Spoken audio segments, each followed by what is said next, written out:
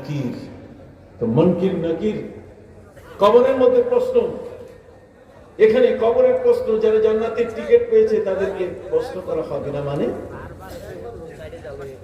প্রশ্ন করা হবে না মানে যে আল্লাহ পাক রব্বুল আলামিন তাকে তার মেহমান হিসেবে গ্রহণ করে নিয়েছেন। অতএব কবরে ফিরিস্তা আসবে ঠিক, কিন্তু জানতে চাইবে না আমার রব্বকা, তোমার রব কি। জানতে চাইবে শুধু এটা যে কোনো আর সুবিধা লাগবে কিনা, কবরের মধ্যে কোন সুবিধা লাগবে কিনা। কবরের সুবিধা দেওয়ার জন্য ফেরেশতারা আসবে, কিন্তু প্রশ্ন হবে না, সেখানে বাক্য পরিবর্তন হবে। আসবে তারা ঠিকই কবরে, কিন্তু এইভাবে ওই গুরজনই আসবে না ভয় দেখাবার জন্য। সুবহানাল্লাহ বলি। এই জন্যই আমি আপনাদের খেদমতে আদেশ করতে চাই, হযরত নবী সুলাইমান আলাইহিস সালামকে আল্লাহ তাআলা 4টা গিফট দিয়েছেন। কয়টা? 4টি উপহার থেকে দিয়েছেন। বিকজ একটি কারণে, যে তিনি অনুশোচনা করেছেন, তিনি আল্লাহর কাছে লজ্জিত হয়েছেন, তিনি লজ্জা পেয়েছেন। আমরা সুদ খাই, ঘুষ খাই, মুখে শরম নাই, লজ্জা নাই, শরমও নাই, লজ্জাও নাই। সরকার তাকে বড় পদে বসিয়ে দিয়েছে, বিশাল বড় পদে বসে আছে, অথচ বাসায় দেখা করো, ওইখানে লক্ষ টাকার লেনদেন হচ্ছে। ভয় নাই আল্লাহ। ঠিক এই ধরনের মানুষগুলো আমাদের সমাজে আজকে আল্লাহর গজব কিন্তু ত্বরান্বিত করেছে। আল্লাহর উপহারটাকে দূরে সরাই দিয়ে আল্লাহর পক্ষ থেকে গজবগুলো আমাদের জন্য রেডি করে নিয়ে আসতেছে। এই জন্য এই মাহফিলের আয়োজন, এই জন্য এই বিশাল জলসার আয়োজন, এই জন্য আলেম ওলামাদের সমাগম। আলেম মানে জ্ঞানী। আলেম মানে কি? জ্ঞানী। আলেম মানে হচ্ছে কি? জ্ঞানী। জ্ঞানী মানুষের সমাগম। একজন জ্ঞানী মানুষকে এনে তার কাছ থেকে আমরা আজকে ব্যবসায়ীর কাছ থেকে যেমন ব্যবসা শিখতে হয়, লঞ্চে চালায় কতক্ষণ না, তার কাছে সেই লঞ্চের যিনি চালক, পাইলট, তার কাছে যেমন সে আরেকজনের কাছে শিক্ষা গ্রহণ করে, ঠিক অনুরূপ ভাবে গোটা জীবনকে পরিচালনা করার জন্য আলেমের প্রয়োজন। আলেম আপনাদের সে পথ দেখিয়ে দিবে। আলেম ওলামা পথ দেখাবে, কারণ আলেম ওলামাকে আল্লাহ সার্টিফিকেট দিয়েছে, যেটা সাধারণ মানুষকে দেন নাই। আল্লাহ আলেমদেরকে সনদ দিয়েছেন, একটা ডিগ্রি দিয়েছেন। সনদটা হলো ইন্নামা ইয়াখশাল্লাহা মিন ইবাদিহিল উলামা। আল্লাহকে ভয় করে আলেমরা। তারা এখন আমরা আফসোস করবো যে আমি তো আলেম হতে পারলাম না, তাহলে আমি তো বঞ্চিত হয়ে গেলাম। নবীজি বলছেন না, নিরাশ হওয়ার কোনো সুযোগ নাই। যদি তুমি আলেম হতে না পারো, আলেমের বাবা হও, কতক্ষণ না, তুমি আলেমের কি হও? বাবা হও। যদি আলেমের কোন আলেমা আও তালিবান আও মুহিব্বান আও মুস্তামিআন ওয়ালা তাকুন খামিসান। নবীজি বলেন, তুমি আলেম হও, যদি না পারো আলেমের ছাত্র হও। আলেমের ছাত্র যদি না হও, তাহলে মুস্তামিআন, আলেমের কথা শোনো। আর কথা শোনারও যদি সুযোগ না থাকে, এত বেশি ব্যস্ত, ফ্যাক্টরি অনেকগুলো বানাই ফেলেছ, তোমার কাজের ব্যস্ততা এত বেশি, আলেমদের কথা শোনার তোমার সুযোগ নাই, তাহলে দূর থেকে আলেমদেরকে মহব্বত করো, ওদেরকে গালি দিও না। আলেমরা হচ্ছে তোমার জগতের জ্ঞানী মানুষ। এদেরকে আল্লাহ পাক রব্বুল আলামিন তার বিশেষ মদদ দিয়ে তাদের সাহায্য করেছেন। জ্ঞানের কোরআনিক জ্ঞানটা তাদের মাথার মধ্যে আছে, ওই জ্ঞানটা তোমরা নিবে। এটা এমন একটা জ্ঞান, ইন্নাল কুরআন ইয়াহদি লিল্লাতী হিয়া আকওয়াম। কোরআনের জ্ঞানটা এমন করে, যেমন আমাদের দেশে যারা ছিপ দিয়ে মাছ ধরে, ছিপ দিয়ে মাছ ধরতে গেলে বাঁশের কঞ্চিটা এটা যখন কাটে, তখন সে বাঁশের প্রত্যেকটা কঞ্চি গিরার মধ্যে আঁকা বাঁকা। কথা কন, আকামাত গাজালাতু সুকাত যারাবি লিআহলিল ইরাকাইন হাওলান কামিতা। তার অর্থ হলো, একটা বাঁশের কঞ্চি বাঁকা, এটা দিয়ে কোনদিন ছিপ বানানো যায় না। এটা বানাতে গেলে গিরাগুলো সোজা করতে হয়, আর সোজা করতে গেলে তাকে আগুনে সেক দিতে হয়। এই জন্য মাঝে মাঝে সেক দেওয়ার জন্য আলেমদেরকে আনতে হয়। এরা সব স্পট, যেখানে যেখানে দুর্বলতা, যেখানে যেখানে অপরাধ, যেখানে যেখানে গুনাহের কাজ হয়, ওগুলোকে চিহ্নিত করে করে আপনার কাছে বলে দেবে। ওরা আপনাকে সেই সায়েন্সটা যখন অ্যাপ্লাই করবে, তখন আপনার মাথার মধ্যে আসবে, কিরে এইটা তো আমার তো জানা নাই যে এত বড় এটার অপরাধ। আপনি কি বুঝতে পারছেন? এই কারণে আজকে আপনারা কষ্ট করে বসে আছেন। আমি মোবারকবাদ জানাই ধর্মগঞ্জ বাংলাদেশ জামায়াতে হিজবুল্লাহ, যুব হিজবুল্লাহ এবং এলাকার সকল মানুষকে, যে আপনারা বছরে এই ধরনের একটা আয়োজন করেছেন। উচিত প্রতি 3 মাস পর পর, উচিত প্রতি 6 মাস পর পর, অথবা আরো কিছু কম সময়ের মধ্যে যদি আলেমদের সাথে আপনার যোগাযোগ যত বাড়বে, তত লাইফস্টাইল পাল্টিয়ে যাবে। আলেমদের সাথে আপনার যোগাযোগ যত সুদৃঢ় হবে, যত কাছের হবে, আপনার জীবনের অবস্থানটা চেঞ্জ হয়ে যাবে। আপনি দেখবেন একের পরে এক, আপনি দেখবেন যে আগের মতো নয়, আপনি এখন আরেকটি জীবনে প্রবেশ করছেন। কারণ আমাদের সমাজগুলো সেভাবে গড়ে উঠে যাকে, এগুলো অনেক কথা, এগুলো বলতে গেলে ওয়াজ সারা রাত চলবে। আমি একটা সার্টেন টাইম নিয়ে আপনাদের কাছে কথা বলতে চাই, সময় প্রতি লক্ষ্য রেখে, যাতে রাত গভীর হয়েছে কথাগুলো যেন সহজে আপনাদের কাছে বলা যায়। কোনো অসুবিধা হচ্ছে কি? আমার কথা বলতে অসুবিধা তো হওয়ার কথা না, যেহেতু এই মাঠে আমি আরো কয়েকবার এসেছি। সম্মানিত সুধী, আল্লাহ বান্দাকে উপহার দিতে চান, সেই উপহারটা হচ্ছে ইবাদতের বিনিময়। কিসের বিনিময়? পবিত্র কোরআন মজিদে আল্লাহ বলেন, ইন তাকুনু সালিহিন ফাইন্নাহু কানা লিল আওয়াবিনা গফুরা। আল্লাহ বলেন, ইন তাকুনু সালিহিন, তুমি যদি সালেহ বান্দা হও, তুমি যদি নেককার হও, মিথ্যা, তুমি যদি অন্যায় অপরাধ, দুনিয়ার যতগুলো গুনাহে কবিরা আছে, গুনাহে কবিরা কয়টা বলেন না? গুনাহে কবিরা কয়টা? হুজুর এই ওয়াজ কি করে নাই, এটা উত্তর দেওয়া যাবে না। নামাজের কথা জিজ্ঞেস করেন, কয় ওয়াক্ত নামাজ, একসাথে বলে দিব 5 ওয়াক্ত। কিন্তু গুনাহে কবিরা কয়টা, এটা তো কোনো আলিম ওয়াজ করে না। ভাইরা আমার, গুনাহে কবিরার সংখ্যা হলো 700। কত? 700। এখন একটা একটা গুনাহে কবিরা যদি 700, তাহলে তো অনেক দিন দরকার। কথা বুঝতে পারছেন? গুনাহে কবিরা ওটাকেই বলে যেটা আল্লাহ আপনাকে অনুমতি দেন নাই। যেই গুনাহটা করলে পরে কোরআনে শাস্তি লেখা আছে। কতক্ষণ? যেই অপরাধটা করলে কি হয়, শাস্তি পেতে হবে। যে অপরাধটা করলে পরে শাস্তি আরোপ করা আছে, এটাই গুনাহ কবিরা। শাস্তি আরোপ, যার মধ্যে ওয়াইদ আছে। ওয়াইদ শব্দের অর্থ ভীতি। যদি তুমি এটা না করো, লাউ আযযাবান্নাহু আযাবান শাদীদা, তাহলে কঠিন ভাবে আমি তোমাকে শাস্তি দিব। তাহলে যে কাজটাতে শাস্তির ঘোষণা আছে, এমন কাজ যদি কেউ না করে, তাহলে এই কাজটি না করার কারণে তিনি মুরতাকিবে কাবীরা, তিনি গুনাহ কবিরাকারী। বুঝতে পারছেন কথা? অতএব এই অপরাধগুলো থেকে মুক্তি পেতে গেলে, আল্লাহর পক্ষ থেকে গিফট এবং উপহার পেতে গেলে ইবাদত দরকার। আর সেই ইবাদতের মধ্যে কতগুলো ইবাদত আছে যেটা কোনো কারণে আপনি করতে পারলেন না। যদি না পারেন, তারও আল্লাহ তাআলা ব্যবস্থা দিয়েছেন যে না পারলে করার কি আছে। আরে মুখে বলা আল্লাহ মাফ করে দেন, সুবহানাল্লাহ কোন। আবার এটার পরিপূরকের ব্যবস্থা করে।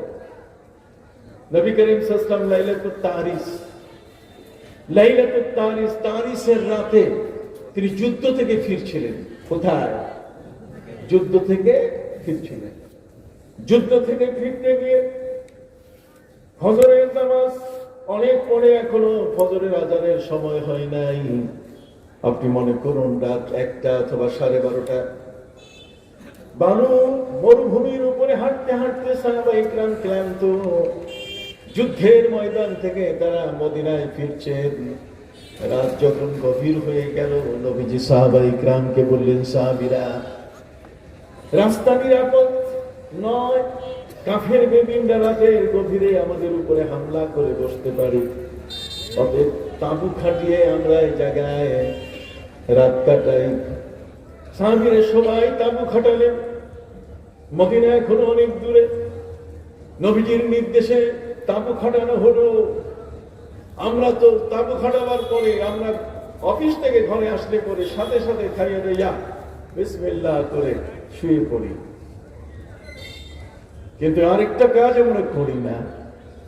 সে কাজটা কি, যে ফজরের নামাজে কিভাবে উঠবো এই চিন্তাটা করে আমরা কেউ বিছানায় শুই না। বাস্তব, মহাবাস্তব কথা। ফজরের নামাজ আমি উঠতে পারবো কিনা, ফজরের নামাজে উঠার মতো ব্যবস্থা হয় করে আমি উঠলাম কিনা, ঘুমে গেলাম কিনা, এই ধরনের কোন ব্যবস্থা আমরা গ্রহণ করি না। কিন্তু নবীর যুগে সাহাবায়ে কিরাম যুদ্ধের ময়দান থেকে ফিরছেন, সবাই ক্লান্ত ক্লান্ত। সাহাবায়ে কিরাম তাঁবু খাটিয়ে তারা বিছানায় যখন শুয়ে পড়বেন, ঠিক ওই মুহূর্তে সবার মনে প্রশ্ন, যে ফজরের নামাজটা যেন কাজা না হয়। এই জন্য একজন পাহারাদার আমাদের মধ্য থেকে রাখতে হবে, যে যিনি ফজরের সময়টাতে আমাদের সবাইকে ঘুম থেকে জেগে উঠাবেন, ডাকবেন, যাতে করে আমরা ফজরের নামাজটা আদায় করতে পারি। সুবহানাল্লাহ কইবেন। এই জন্য আমার নবীজি বলছেন, লাইসা ফিন নাওমে তাফরিতু ইন্নামা তাফরিতু ফিল ইয়াকজা। একজন ব্যক্তি ঘুমে থাকার কারণে ফজরের নামাজ পড়তে পারে নাই, এটা কোনো অপরাধ নয়। ভালো করে শুনুন, ভালো করে শুনুন। একজন ব্যক্তি ঘুমিয়ে পড়েছেন, ঘুমে থাকা অবস্থায় ফজরের সময় চলে গেছে, সূর্য উঠে গেছে, এতে সে অপরাধী না, তাকে অপরাধী সাব্যস্ত করা যাবে না। কেন? আমার নবী সাল্লাল্লাহু আলাইহি ওয়াসাল্লাম বলেছেন, তিনজন ব্যক্তির উপর থেকে আল্লাহ রব্বুল আলামিন তার বিচারকে তুলে নিয়েছেন, তার বিচারিক আদালত। তিনজন ব্যক্তির বেলায় কোন রকম কৈফিয়ত তলব করবে না। তিনটি বিষয়ে আল্লাহ তাআলা কখনো বিচারের সম্মুখীন করবেন না তিনজন ব্যক্তিকে। কয়জন? এই তিনজন ব্যক্তির মধ্যে একজন যিনি ভুলে গেছেন, যিনি কি ভুলে গেছেন, ভুলে যাওয়া অপরাধ নয়। হযরত আদম আলাইহিস সালাম, তিনি আল্লাহ তাকে নির্দেশ দিয়েছেন, ইয়া আদম উসকুন আনতা ওয়া যাওজুকাল জান্নাতা ওয়া কুলা মিনহা রাগাদান হাইসু শি'তুমা ওয়া লা তাকরাবা হাযিহি আশ-শাজারাতা ফাতাকুনা মিনাজ যালিমিন। আল্লাহ বলছেন, আদম, তুমি তোমার স্ত্রীকে নিয়ে জান্নাতে থাকো। ইয়া আদম উসকুন আনতা, তুমি, ওয়া যাওজুকা, তোমার স্ত্রীকে নিয়ে, ও মা, তোমার স্ত্রীকে নিয়ে তুমি জান্নাতে বাস করো। তবে ওয়ালা তাকরাবা হাযিহি আশ-শাজারাতা ফাতাকুনা মিনাজ যালিমিন। ওই যে তোমার ঘরের পাশে যে গাছটা, হাযিহি শাজারাতা, জালেকানা কি, হাযিহি শাজারা, পাশের গাছে ফল আছে, এই গাছের কাছেও যাবা না। মিস্টার শয়তান, কন্যা কে?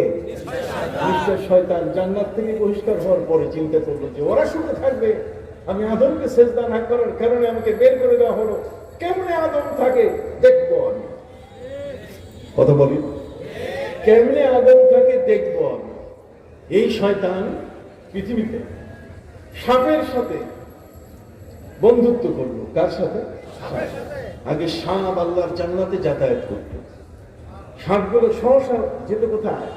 জান্নাতে। আপনারা জানেন কিছু সাপ কিন্তু আকাশে উড়ে, কথা বল না, কিছু সাপ গাছের উপরে চড়ে, বাঁশের পাতায় পাতায় ঘুরে, কিন্তু কিছু সাপ কিন্তু উড়ে, উড়ন্ত সাপ আছে। সম্মানিত সুধী, এই সাপগুলো জান্নাতে প্রবেশ করত, শয়তান সাপের সাথে বন্ধুত্ব করলো যে আমাকে বের করে দেওয়া হয়েছে, এখন ব্ল্যাকমেইল করে বিনা পাসপোর্টে আমাকে বর্ডার পাস করতে হবে, জান্নাতে ঢুকাইতে হবে। কথা বুঝতে পারছেন? সাপ বলছে ঠিক আছে, এটা পারলাম। সাপের মুখের মধ্যে লুকাই ছিল শয়তান, সে আবার জান্নাতে প্রবেশ করলো। জান্নাতে প্রবেশ করার উদ্দেশ্য হলো যে তাদের ঘর ভেঙে দেওয়া। আদম আর হাওয়ার জান্নাতের ঘর কি সুখের ঘর না অসুখের ঘর? শান্তির ঘর না অশান্তির ঘর? আপনি কথা না বললে তো আমিও কথা বলবো না। সবাই একটু বলেন না, শান্তির ঘর না অশান্তির ঘর? এই শান্তি মানুষ চোখে দেখতে পারে না, জিনরাও চোখে দেখতে পারে না। এই জন্য নিজের শান্তিটাকে এটাকে ব্যালেন্স করে এটা চতুর্দিকে ওয়াল দিতে হবে, দেয়াল দিতে হবে, বউ পর্দা করতে হবে, নিজের পোশাক আশাক ঠিক করে নিতে হবে। সবকিছুতেই আমি যেন একটা আল্লাহর রহমতের ভিতরে থাকি। আল্লাহর জান্নাতে এই শয়তান প্রবেশ করে ফেলছে বিনা লাইসেন্সে, বিনা পাসপোর্টে, ব্ল্যাকমেইল করে ঢুকছে ভিতরে। যখন ভিতরে ঢুকছে, ঢুকার পরে দেখে বাবা আদম মা হাওয়া মহা শান্তিতে তারা বিছানায় ঘুমিয়ে আছে, স্বামী স্ত্রী। কিভাবে সংসারটা নষ্ট করা যায়, এই জন্য ময়ূরকে দিয়ে নাচ দেওয়াইল। কাকে দিয়ে? কিতাবে দেখবেন ময়ূরকে দিয়ে নাচ দেওয়াইল। ময়ূর যখন ড্যান্স দিচ্ছে, এই ড্যান্স দিতে গিয়ে আকস্মিক ভাবে হযরত মা হাওয়া জানলার ফাঁক দিয়ে দেখছে, গিরে এত সুন্দর প্যাকন মেরে দেখি তো। ঘর থেকে বের করে আনার পলিসি। মা হাওয়া বের হয়েছেন সরল একজন মানবী। বাবা আদম হচ্ছে মানব, আর মা হাওয়া হচ্ছেন মানবী। তিনি কি মানবী? এখন শ্রেষ্ঠ মানবী হযরত মা হাওয়া আলাইহিস সালাম, তিনি বের হয়ে দেখে অবাক হয়ে গেলেন। সাথে সাথে দেখা হলো শয়তানের সাথে। শয়তান আসসালামু আলাইকুম। মা হাওয়া বলছেন, তুমি এখানে, তুমি তো বহিষ্কার, ফখরুজ ফাইন্নাকা রাজিম, বাইরে হও, তুমি তো বিতাড়িত। আল্লাহ তো তোমাকে এখান থেকে নিষিদ্ধ ঘোষণা করছেন, এটা তো তোমার প্রবেশের জায়গা না। কাজে ফিরিস্তা বাইরে গুলি দিবে তোমারে। কথা বুঝেন? তুমি এখানে আসছো কেন? এটা যে তোমার নিষিদ্ধ জায়গা, এখানে তোমার প্রবেশ নিষিদ্ধ। কথা বুঝেন নাই? এখানে প্রবেশ করা যাবে না। বলছি আপনাদের স্বার্থে আমি বহু কষ্ট করে দুটো জিনিস শুধু শোনায় দেওয়ার জন্য আসছি, মানেন আর না মানেন তাড়াতাড়ি শোনেন, আমি পালায় যাব। মা হাওয়া বলছেন, কি দুটো জিনিস? দুটো জিনিস মানে শ্রীপুরের বড়ি, একটা লাল আর একটা কি সাদা। কথা বল না, দুইটা জিনিস দিব। এই দুইটা জিনিসের মধ্যে একটা, যে যাতে আপনারা পার্মানেন্ট জান্নাতে থাকতে পারেন, আমার মতো অশান্তি জীবন যেন আপনাদের জীবনে না আসে। আমি মহা শান্তিতে আছি, আপনাদের শান্তি যেন নষ্ট না হয়। এই জন্য ওই যে গাছের ফল আছে, ওইটা খাবেন। ওইটা খাইলে এই রেসিডেন্ট আপনার নষ্ট হবে না, পার্মানেন্ট দলিল হয়ে যাবে আপনাদের নামে, অটো রেজিস্ট্রি হয়ে যাবে জান্নাত। কথা বুঝেন না? আর দ্বিতীয় নম্বর হলো, ওই ফলটা খাইলে আপনারা কেউ বুড়াবুড়ি হবেন না, চুল দাড়ি পাকবে না, শরীরের মধ্যে কোনো অক্ষমতা আসবে না, বরং সবসময় সুঠাম শরীরের দেহের অধিকারী হবেন। মা হাওয়া তিনি বলছেন দুইটাই দরকার। কথা বুঝেন নাই? এই যে বুড়াবুড়ি কে হইতে চায়, এই জীবনটার এক ক্ষেত্রে আজ আমাদের দাড়ি পেকে গেছে, চুল পেকে গেছে। এক সময় এখানে আসছে যেখানে দাড়িও পাকে নাই, কি চুলও পাকে নাই। এই যে জীবনের পরিবর্তনটা, এই পরিবর্তনটা আসবে না যদি গাছের ফল খান। মা বলছে ওকে, শয়তান বলবে বাই বাই, যাই আমি। শয়তান গো, শয়তান তার স্বার্থ সিদ্ধি করে ফেলেছে। মা হাওয়াকে ঠিক মতো বুঝাই দিচ্ছে। কথা বুঝতে পারছেন?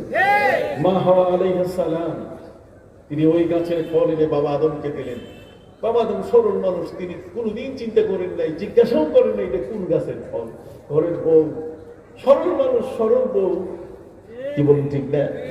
বাস ফল খাওয়ার সাথে সাথে গায়ের থেকে সব পোশাকগুলো খুলে যাওয়া শুরু করলো। এই যে মহাবিপ্লব শুরু হয়ে গেল শরীরের মধ্যে। বাবা আদম মা হাওয়া দুইজনে ছিলেন এতই সুন্দর। আল্লাহ বলছেন লাকাদ খালাকনাল ইনসানা ফি আহসানি তাকওয়িম, মানুষকে আমি অপূর্ব সুন্দর করে সৃষ্টি করেছি।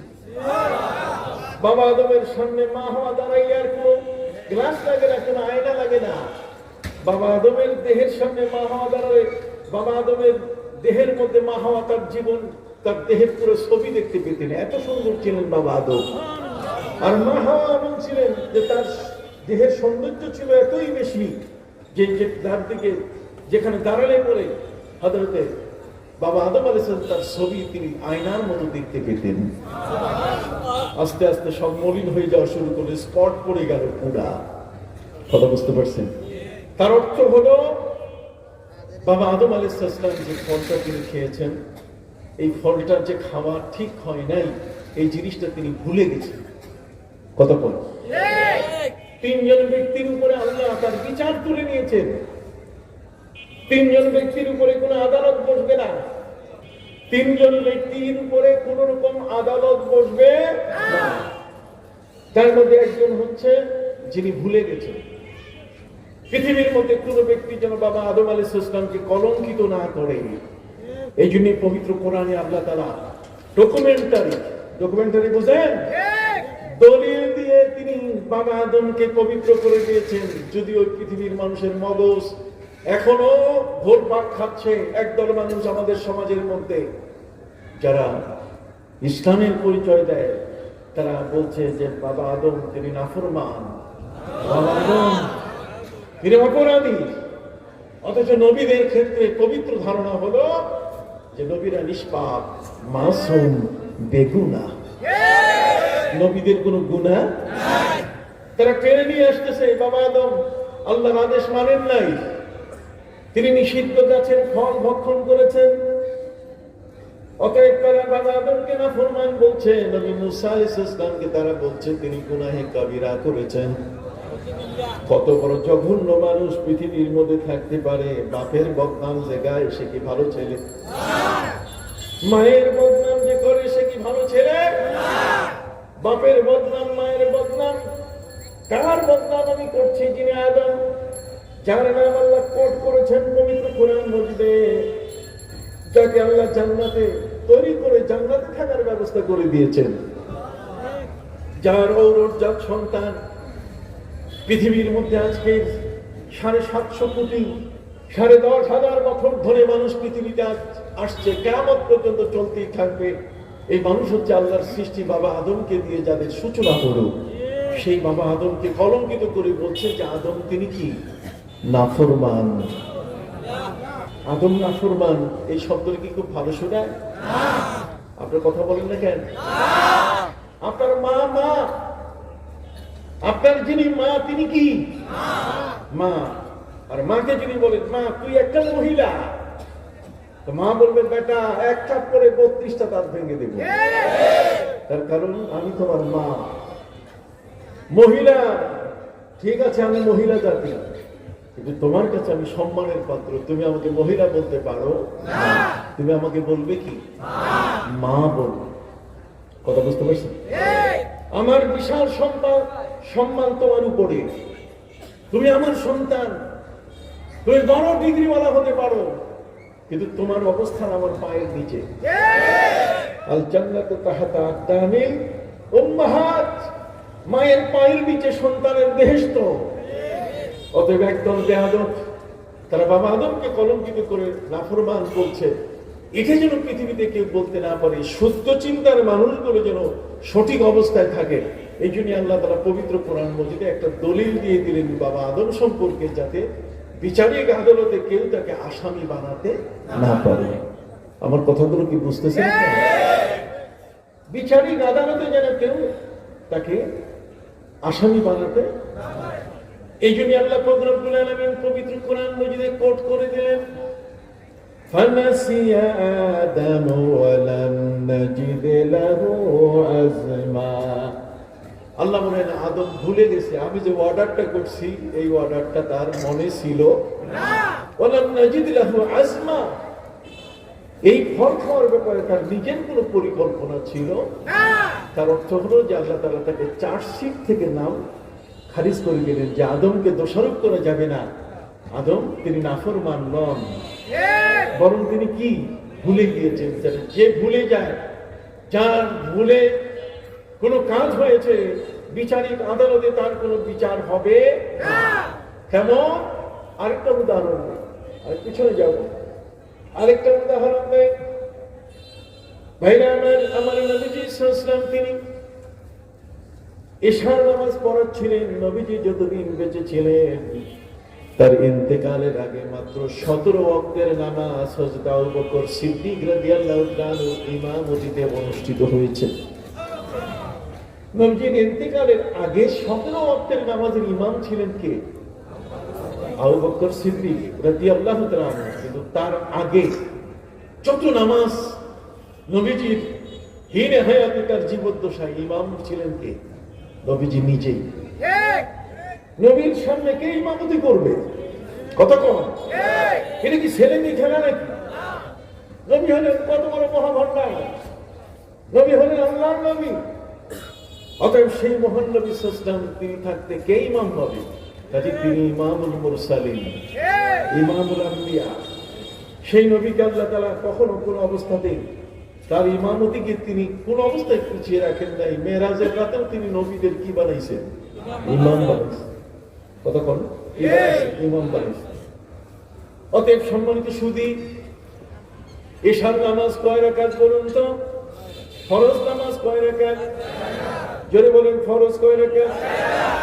মুকিম যিনি নিজের ঘরে আছে, লোকালে জানিয়ে আছেন, যিনি মুসাফির নন, যিনি বাইরের সফরে যান নাই,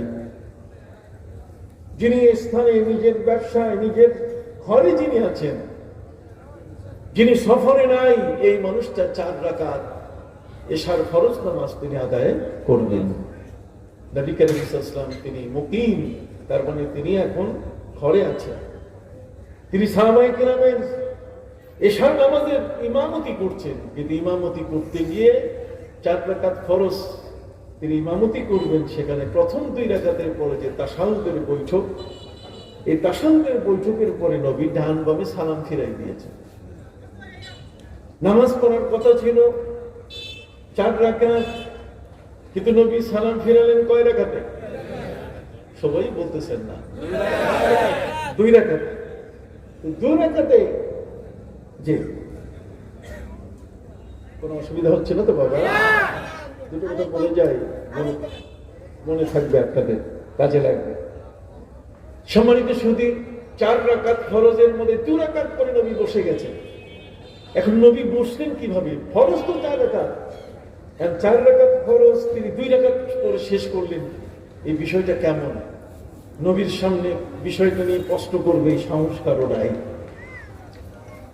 ওই দিনের ওই রাতের এশার নামাজে মুসল্লি ছিলেন নবীর একজন সাহাবী, যিনি আল্লাহর ব্যতিক্রম ধর্মী একজন সৃষ্টি। নবীর সাহাবী, কিন্তু ব্যতিক্রম ধর্মী সৃষ্টি। পৃথিবীতে আল্লাহ তাআলা এ পর্যন্ত যত সৃষ্টি করেছেন এইরকম একটা মানুষ তৈরি করেন নাই। নবীর সাহাবী, কিন্তু তার হাত দুখানা এত লম্বা, একেবারে পায়ের গোড়ালি পর্যন্ত লম্বা হাত।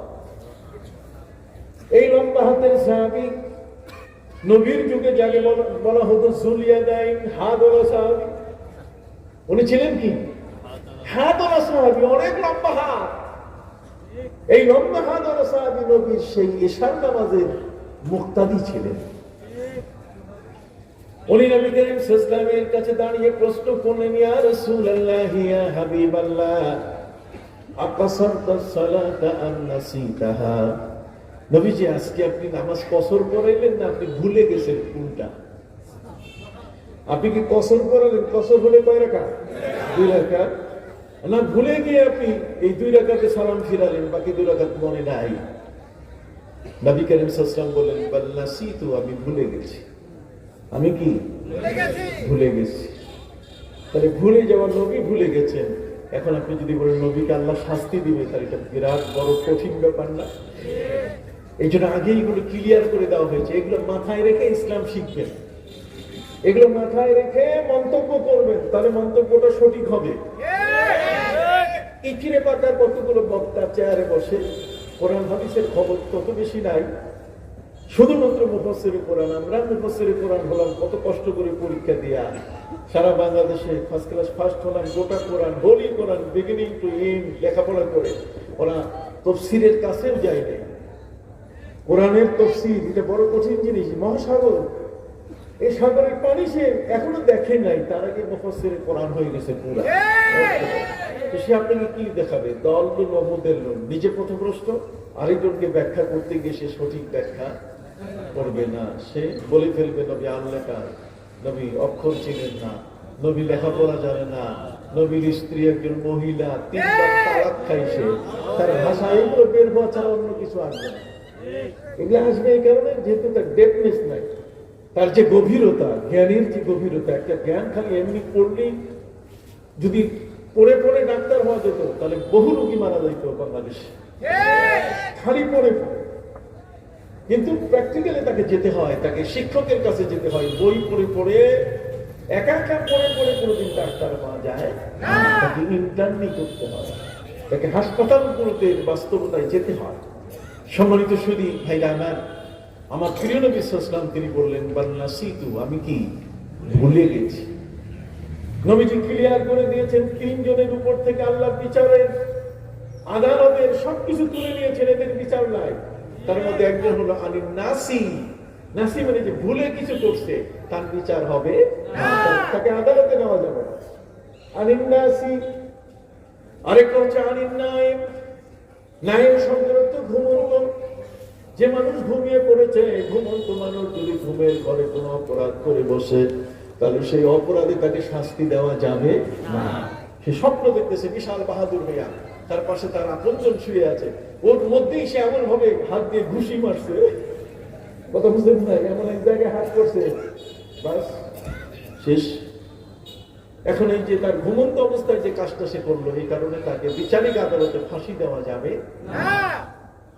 দেন কত ক্লিয়ার ইসলাম। নবীজি বলেছেন, রুফিয়াল কালাম, কলম মানে বিচার, কলম মানে রায়। কলম মানে কি?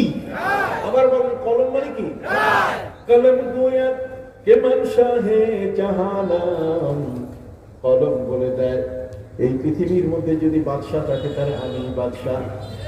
আমার সিগনেচার, আমার কালি দিয়ে তোমার সার্টিফিকেট লেখা হয়, আমার এই কালি দিয়ে তোমার পদ পদবি আসে। আমাকে ব্যবহার, আমার কলম ব্যবহার না করলে, কলম গোয়া, কলম বলে কেমন শাহে জাহানাম, সারা দুনিয়ার যদি বাদশাহ হয় তাহলে আমিই বাদশাহ। কলম মানে রায়, কলমের মাধ্যমে বিচারকরা রায় দিয়ে থাকেন।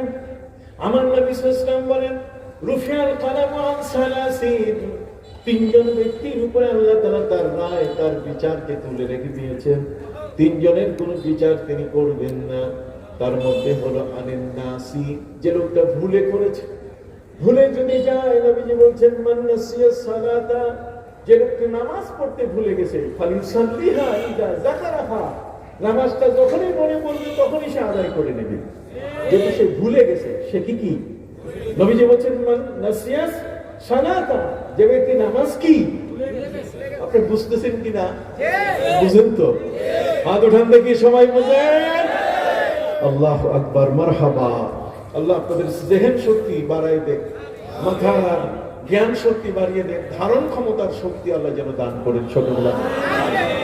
সম্মানিত সুধী, যদি কেউ নামাজ ভুলে যায়, ভুলে সে নামাজ পড়তে পারে না, এত ব্যস্ত এত ব্যস্ত এত ব্যস্ত, এই যে পরীক্ষা আসতেছে, এত ব্যস্ত পড়তে পড়তে কেমনে আসর চলে গেছে কোনো খবর নাই। নবীজি বলেছেন, মান নাসিয়া সালাত, যে ব্যক্তি নামাজ ভুলে গেছে, ফালিসাল্লিহা ইযা যাকারাহা, সে যখনই মনে পড়ে সাথে সাথে যেন সেটা কি করে?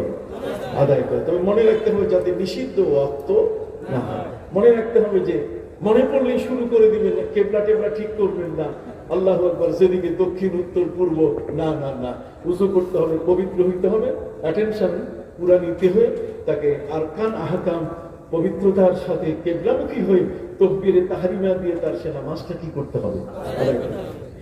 তাহলে নিসিয়ান শব্দের অর্থ হচ্ছে ভুলে যাওয়া।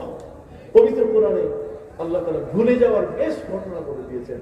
মুসা নবী যখন তিনি বললেন যে আমার চেয়ে বড় জ্ঞানী আর জগতে নাই, আল্লাহ বলছেন, না, বানা আব্দুনা খাদেম, আমার একজন বান্দা আছে খিজির, যে খিজিরের জ্ঞানের কাছে মুসা তুমি কিছুই নাও, তাকে আমি ইলমে লাদুনি দিয়েছি, তার যে জ্ঞানটা এটা কোনো শিক্ষকের কাছে কখনো পাওয়া যায় না, এটা কোনো বই পুস্তকে নাই, এটা কোনো স্কুল কলেজ মাদ্রাসা কোথাও নাই, বরং এটা আমি আল্লাহ নিজেই তার সিনার মধ্যে যখন থ্রো করি, ওই জ্ঞানটা তার সিনার মধ্যে আমি স্বয়ং থ্রো করলে তখন ইলমে লাদুন্নি হয়ে যায়। তখন এই চক্ষু, তখন আর হাত আর পা, তখন এই পৃথিবীর কোনো ব্যক্তির লেখা পুস্তক, কোন ব্যক্তির শিক্ষকতা তার জীবনে প্রয়োজন হয় না। পবিত্র কোরআন মাজিদে আল্লাহ বলছেন, ফাওয়াজাদা আবদান মিন ইবাদিনা আতাইনাহু রাহমাতান মিন ইনদিনা ওয়া আল্লামনাহু মিন লাদুন্না ইলমা। ইলমে লাদুন্নি, এটা থ্রো ফ্রম টু আল্লাহ, কতক্ষণ না, এটা আল্লাহর পক্ষ থেকে আল্লাহর দিকে যে জ্ঞানটা যায়, যে জ্ঞানটা থ্রো ওই দিকে আসা যাওয়া করে, কতক্ষণ না, ওই জ্ঞানটা যখন বান্দাকে আল্লাহ দিয়ে দেন, তখন এই পৃথিবীর মানুষ থেকে তিনি এক ভিন্ন ব্যক্তি হন। চক্ষু বন্ধ করলে তিনি হাজার হাজার মাইল দেখতে পারেন, একটা ব্যতিক্রম ধর্মী ব্যক্তিতে পরিণত হন। এটা কোরআনের কথা, এটা আমরা নিজের কথা বলছি না। হযরত নবী মুসা আলাইহিস সালাম বললেন, আমার চেয়ে বড় জ্ঞানী? আল্লাহ বলছেন, হ্যাঁ বড় জ্ঞানী। নবী মুসা জিজ্ঞেস করেন, নাম কইবেন? অবশ্যই বলবো, নাম তার খিজির। নবী মুসা বলছেন, ঠিকানা? ঠিকানা হচ্ছে মাজমাউল বাহরাইন, দুই সমুদ্রের মিলন মোহনা। সেখানে যে বেলে চর, যেখানে বেলে মাটি, একটা শ্বেত পাথরের উপরে, সঙ্গে মারমার শ্বেত পাথরের উপরে তিনি সাদা কাপড় মুড়ি দিয়ে শুয়ে আছেন। মুসা নবী বলেন যে, আল্লাহ, সেই জায়গাটাতে যেতে গেলে তো আমার কিছু আলামত দরকার, আমি বুঝবো কেমনে জায়গায় আসছে কিনা, আমি ভুল পথে না ঠিক পথে আছি। আল্লাহ বলছেন, তুমি একটা মাছ ভাজি করে নাও। এই মাছটা, ভাজা মাছটা থলিতে নিয়ে হাঁটা শুরু করবে। হাঁটতে হাঁটতে ওই আলেকজান্দ্রিয়ার দুই সমুদ্রের মিলন মোহনা দরিয়ায় খিজির, খিজির আলাইহিস সালামের দরিয়ার পাশে গিয়ে যখন তুমি পৌঁছবে, তখন এই মাছটা তোমার থলি থেকে বের হয়ে জিন্দা হয়ে এটি সমুদ্রে চলে যাবে। একটা ভাজা মাছ জিন্দা হয়ে চলে যাবে। পৃথিবীর বিজ্ঞান এখানে আটকে গেছে, বিজ্ঞানের এখানে কোনো খুঁজেই পায় না যে কি ঘটনা এখানে ঘটে গেল। বিজ্ঞানের কোনো যন্ত্র মেশিন এখানে আর কাজ করে শেষ। হযরত ইয়াকুব আলাইহিস সালাম 40 বছর ইউসুফ আলাইহিস সালামের জন্য কাঁদতে কাঁদতে চোখের দৃষ্টি হারিয়েছেন।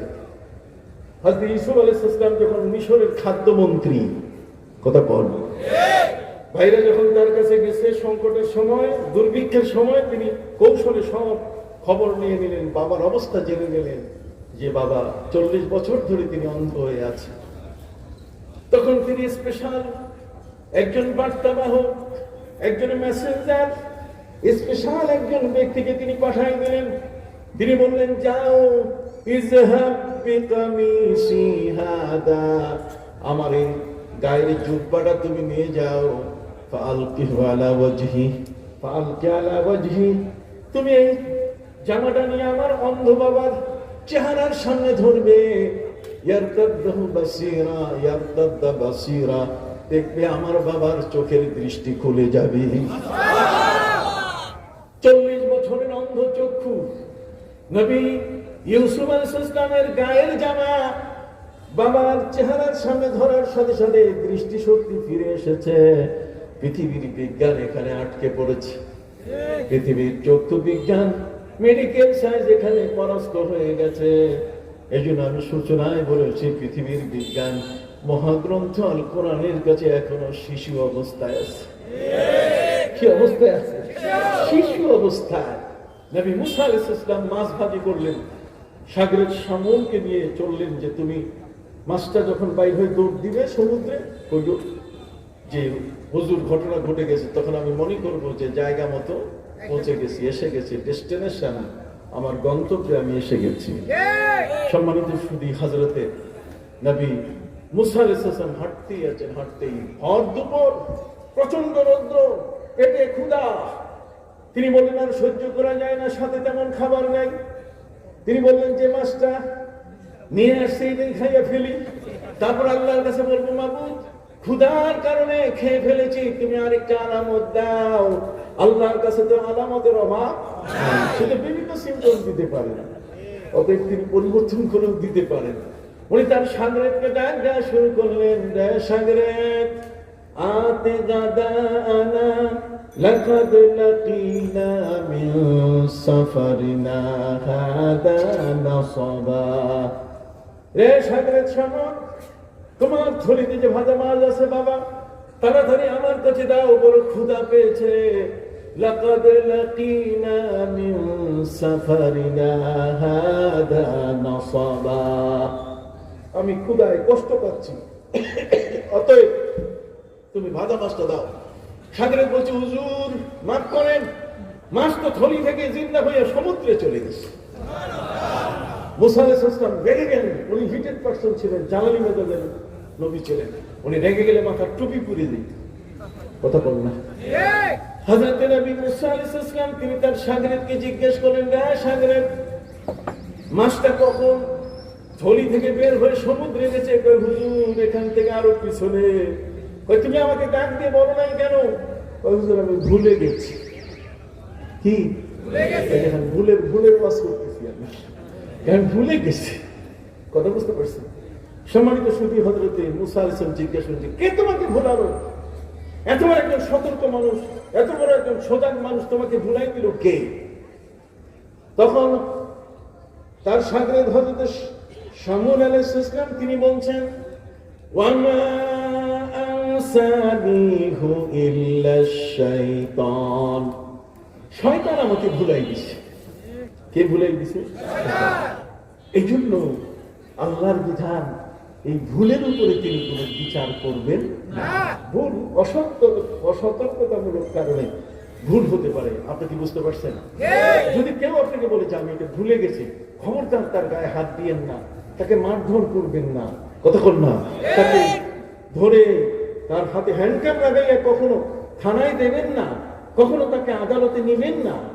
কথা বুঝেন নাই? এগুলো আমরা জানি না, বুঝি না, এগুলো ওয়াজ দরকার। সমাজের মধ্যে একটা মানুষকে জবরদস্তি আসামি বানানো হয়, খামাখা সে বারবার বলছে যে আমি ভুলে এই জিনিসটা করেছি।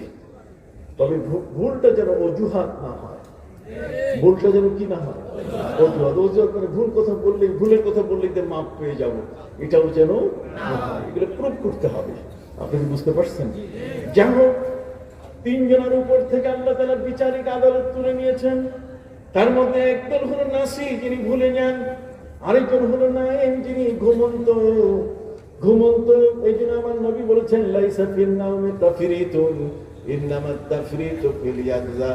একটা লোক ফজরের নামাজ ঘুমিয়ে আছে, ফজরের ওয়াক্ত চলে গেছে, ফজর পড়তে পারে না, সেই মানুষটাকে আল্লাহ তাআলা ফজরের নামাজ কেন পড়লো না, এ কারণে তাকে তিনি একবারও জিজ্ঞাসা করবেন না।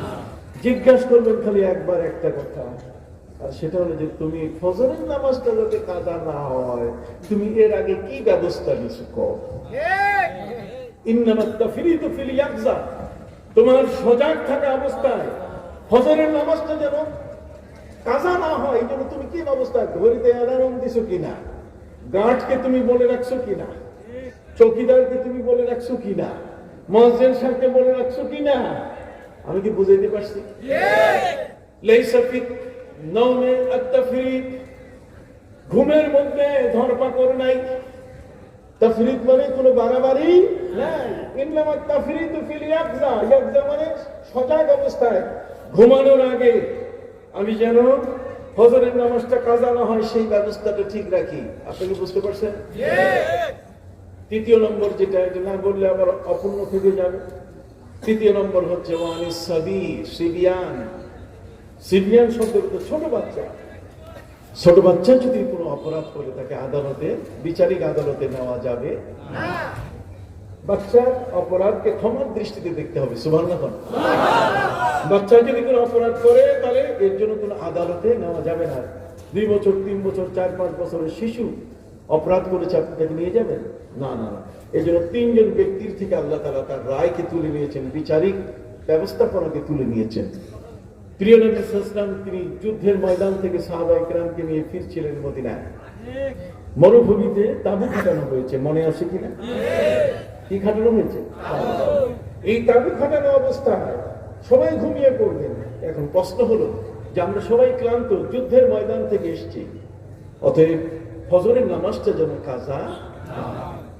প্রিয় নবী সাল্লাল্লাহু আলাইহি ওয়াসাল্লাম সাহাবা ইকরামকে বললেন যে একজন তোমাদের মধ্য থেকে যে নিশাচর রাত জেগে জেগে থাকে তাকে তোমরা বের করো। যেই সাহাবীকে বলা হয়, যাকেই বলা হয়, প্রস্তাব করা হয়, তিনি এটাকে ডিনাই করেন যে ভাই আমি ক্লান্ত, আমি উঠতে পারি কিনা, আমি দায়িত্ব নিব না। কেউ দায়িত্ব নেয় না। প্রিয় নবীজির কাছে বিষয়টা নিয়ে নালিশ করা হলো যে নবীজি কেউ দায়িত্ব নিচ্ছে না, ফজরের নামাজের সময় কে ডেকে দিবেন? নবীজি বলছেন তোমরা কি কও, তোমরা যাকে তাকে প্রস্তাব করেছো, এটা যে আসল তারই প্রস্তাব করো নাই।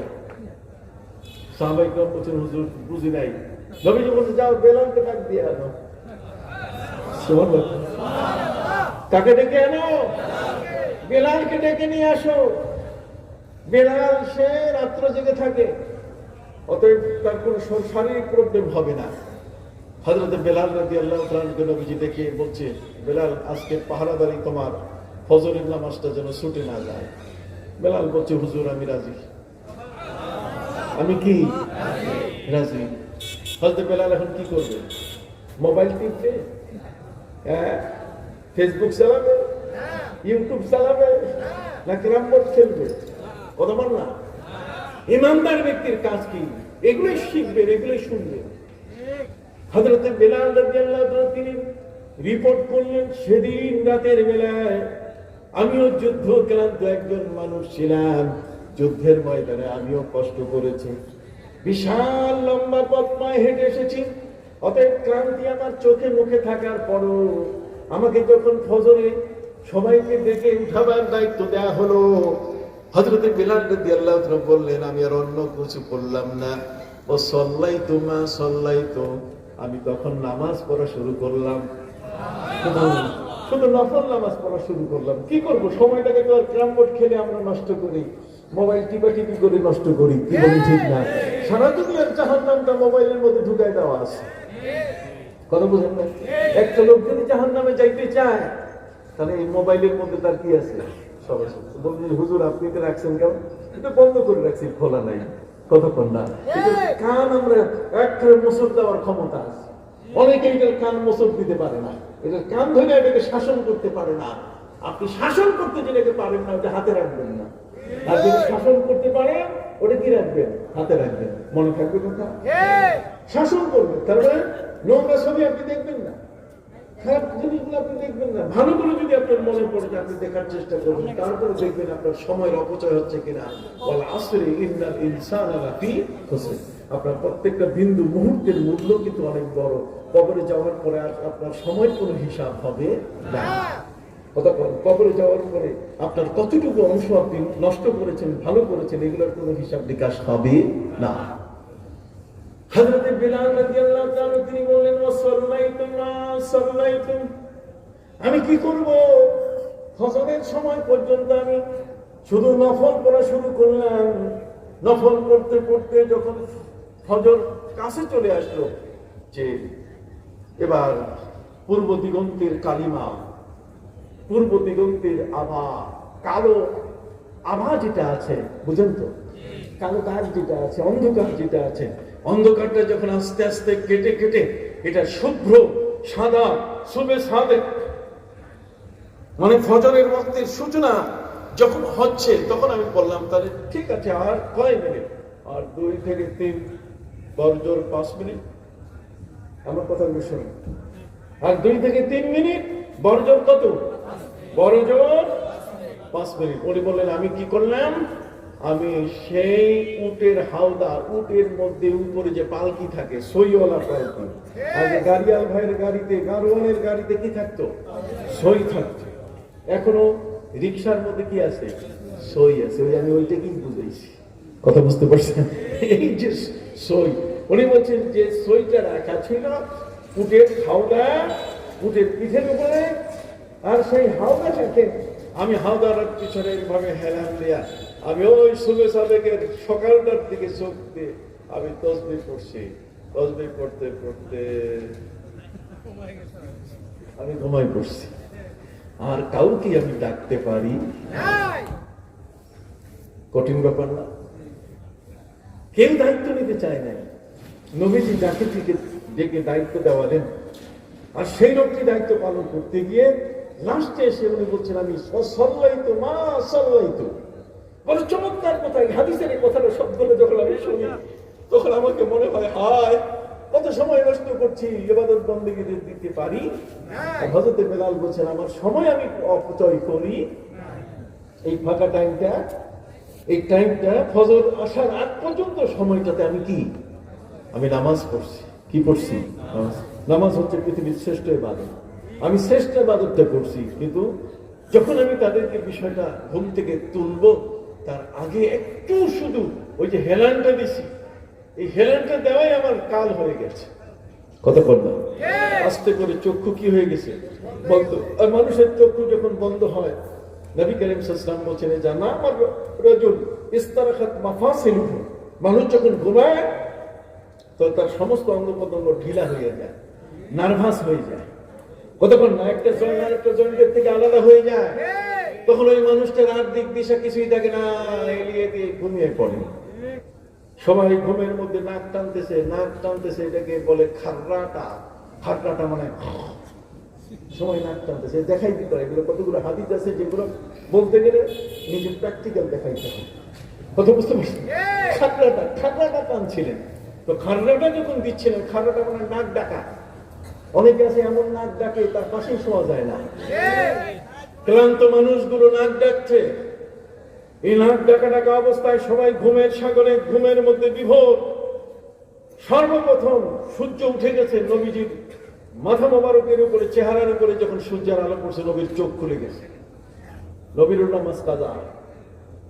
তিনি যাই বেলালকে যাই বোঝা, বেলাল ফজরের নামাজ গেল কই? বেলাল সূর্য উঠে গেছে, ফজর গেল কই?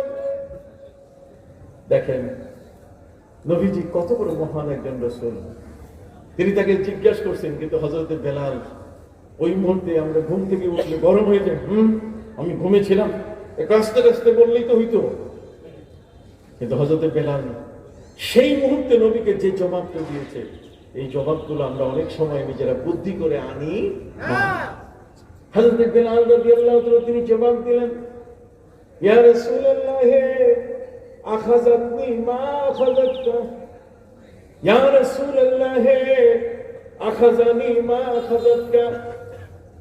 নবীজি আমাকে ওই জিনিসটাই ধরছে যেটা আপনাকে ধরছে। তার মানে আপনি যেমন ঘুমাই পড়ছেন, আমিও কি ঘুমাই পড়ছি। ঘুম আপনাকে যেমন অ্যাটাক করছে, আমারও কি অ্যাটাক করছে। আপনি কতক্ষণ না কেন? ঘুম আপনাকে যেমন অ্যাটাক করছে, আমাকেও কি আমি করবো। নবীজি বলছেন যে ঘুম যদি অ্যাটাক করে ফেলে, তাহলে তো কাউকে অপরাধী বানানো যাবে। আগেই কিন্তু আইন দেওয়া আছে যে ভুলে যায় তার উপরে বিচার নাই। কতক্ষণ না? আর যে ঘুমায় পরে, ঘুমের উপরে তার কি বিচার নাই। আর ছোট্ট শিশু অপরাধ করলে তাদের কি নাই, বিচার নাই। আইনের মধ্যে পড়ে গেছেন কে? হযরত বেলাল। নিয়মের মধ্যে, সিস্টেমে পড়ে গেছেন। নবীজি তাকে আর কিছু বললেন না, কিন্তু আমাকে যেটা ধরছে তাকেও তো সেটা আক্রমণ করে বসছে। নবীজি বলছেন, চলো এই জায়গায় আর থাকবো না। ইন্না হাযা মিন ওয়াদিশ শায়তান। তিনি বলছেন, যেখানে মানুষ নামাজ পড়ে না, ওটা শয়তানের জায়গা। যে বাড়িতে নামাজ নাই, এটা শয়তানের বাড়ি। আপনি কতক্ষণ লাগেন? উচিত কথা কইতেছি। উচিত কথা কইলে কি গরম ভাতে বিড়াল বেজার, আর উচিত কথা আহাম্মক বেজার।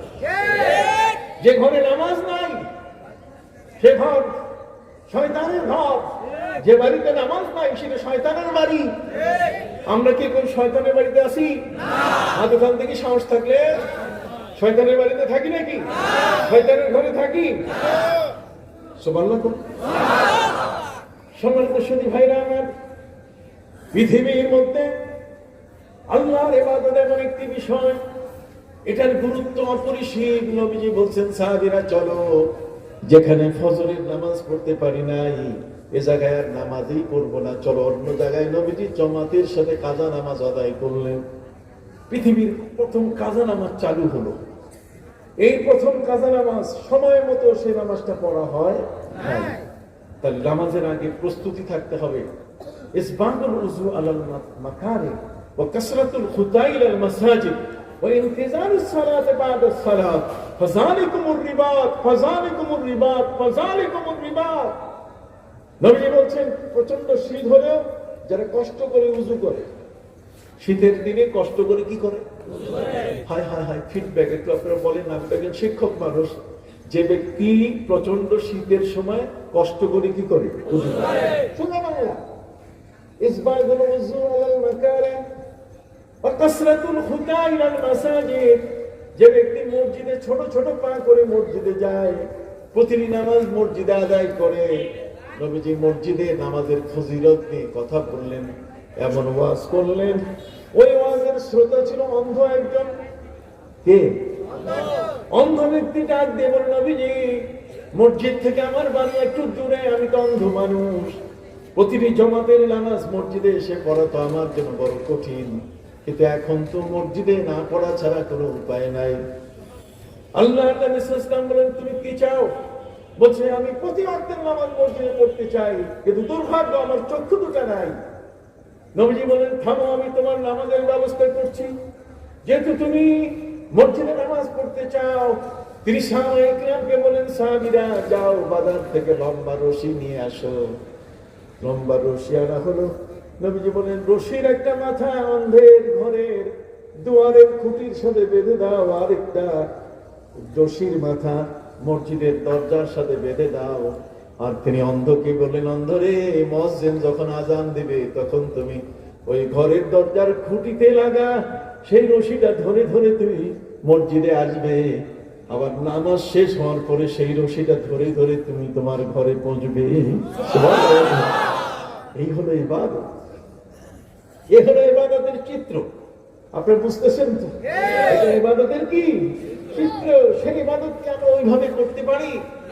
আমরা নামাজ চাই, রোজা দেয়, অনুশোচনা আসে না। নফসে লাওয়ামা, আমাদের নফসগুলো হয়ে গেছে নফসে আম্মারা, শয়তানি নফস।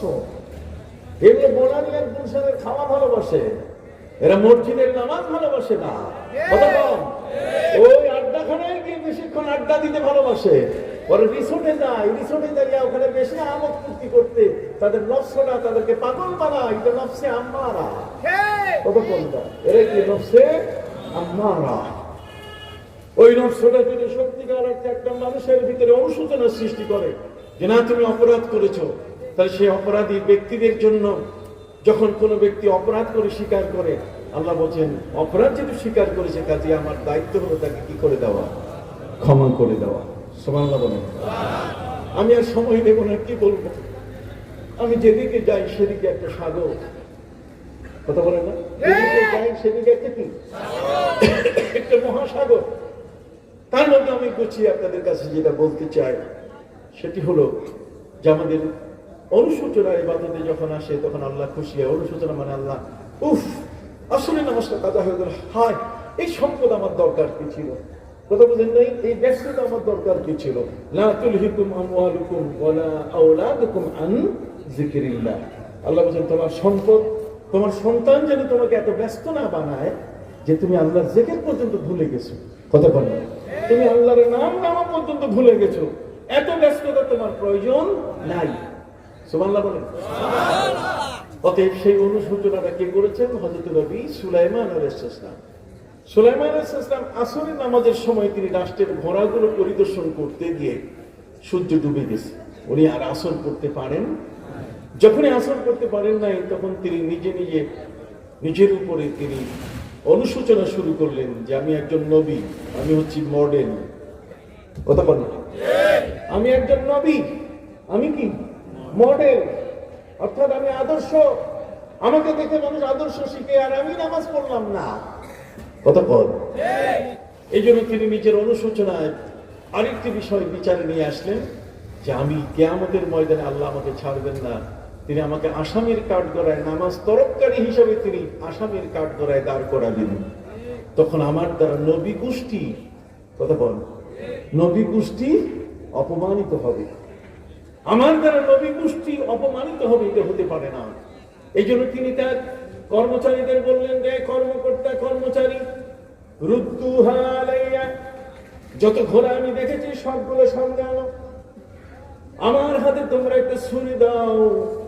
ছুরি এনে দেয়া হলো তার হাতে। ছুরি হাতে নিয়ে কোরআন কোট করে বলেছে, ফাতাফিকা মাসাহাম বিসসুকি ওয়াল আ'নাক। নবী সুলাইমান আলাইহিস সালাম ছুরি হাতে নিয়ে তিনি সেই পরিদর্শিত ঘোড়া যেগুলোকে তিনি পরিদর্শন করেছেন, প্রত্যেকটা ঘোড়ার গলার পায়ের নলা তিনি রক কেটে দিয়ে দিয়ে মেরে ফেলা শুরু করলেন। জানি এগুলোর কারণে আমি আসরের নামাজ পড়তে পারি। কথা বল।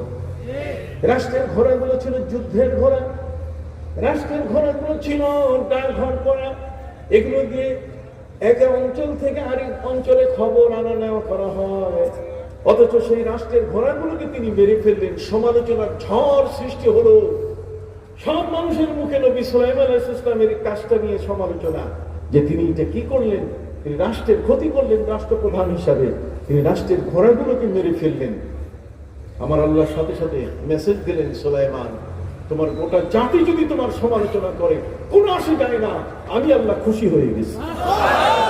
কিন্তু তুমি আমাকে খুশি করার জন্য কি করছো? এই ঘোড়াগুলোকে মেরে ফেলেছো। সুবহানাল্লাহ বলেন। ঘোড়াগুলোকে মেরে ফেলেছো তুমি শুধু আমাকে খুশি করার জন্য। যেহেতু আমাকে খুশি করার জন্য তুমি এই কাজটা করেছো, আমি খুশি হয়ে গেছি। সুবহানাল্লাহ বলেন। কোনো কারণে আপনি ফজরের নামাজ পড়তে পারেন নাই, মনে করুন, এখন আপনি নিজের উপরে নিজে শাস্তি আরোপ করতে পারেন। শাস্তি কি আরোপ করবেন? যে ফজরের নামাজ পড়তে পারেন নাই, কাজা তো আদায় করবেন, তারপরে আরো 10 রাকাত নফল নামাজ পড়বেন। যে কেন তুমি আদায় করতে পারো না? নফসটাকে ধরবেন একটা 2 হাত দিয়ে। আপনার নফসটাকে 2 হাত দিয়ে কি একেবারে পাঞ্জা, পাঞ্জা বুঝেন? পাঞ্জা মানে 5 আঙ্গুল একেবারে ধরবেন কায়দা মতো। এই 5 আঙ্গুল দিয়ে ধরে নফসটাকে বলবেন যে আরো 10 রাকাত করতে হবে। তুমি 4 রাকাত ছাড়ছো, পানিশমেন্ট আরো 9 রাকাত। নিজের উপরে শাস্তি আরোপ করা যায়। নবী সুলাইমান আলাইহিস সালাম তিনি শাস্তি আরোপ করলেন যে এই ঘোড়াগুলো দেখতে গিয়ে আমি আল্লাহর ফরজ ইবাদত আসরের নামাজ আদায় করতে পারি, এগুলো রাখারই দরকার নেই। সব সমালোচনা, গোটা দেশে সমালোচনা, সমালোচনার ঝড়। ঠিক ওই মুহূর্তে আল্লাহ পাক রব্বুল আলামিন নবী সুলাইমানকে বললেন যে তুমি তো আমাকে খুশি করার জন্য এই কাজটা করছো, এই জন্য আমি খুশি হয়ে গেছি। যে বেজার হোক এটা তোমার দেখার নাই। নবী সুলাইমানকে আল্লাহ মেসেজ দিলেন, তোমাকে 4টা উপহার দিলাম। কয়টা? এই 4টা উপহারের মধ্যে একটা হলো যে তুমি আসামি। তুমি নিজেকে মনে করছো যে কিয়ামতের ময়দানে তুমি নবী গোষ্ঠীকে অপমানিত করবে, তোমাকে কাঠগড়ায় দাঁড় করানো হবে যে তুমি আসরের নামাজ পড়তে পারো না।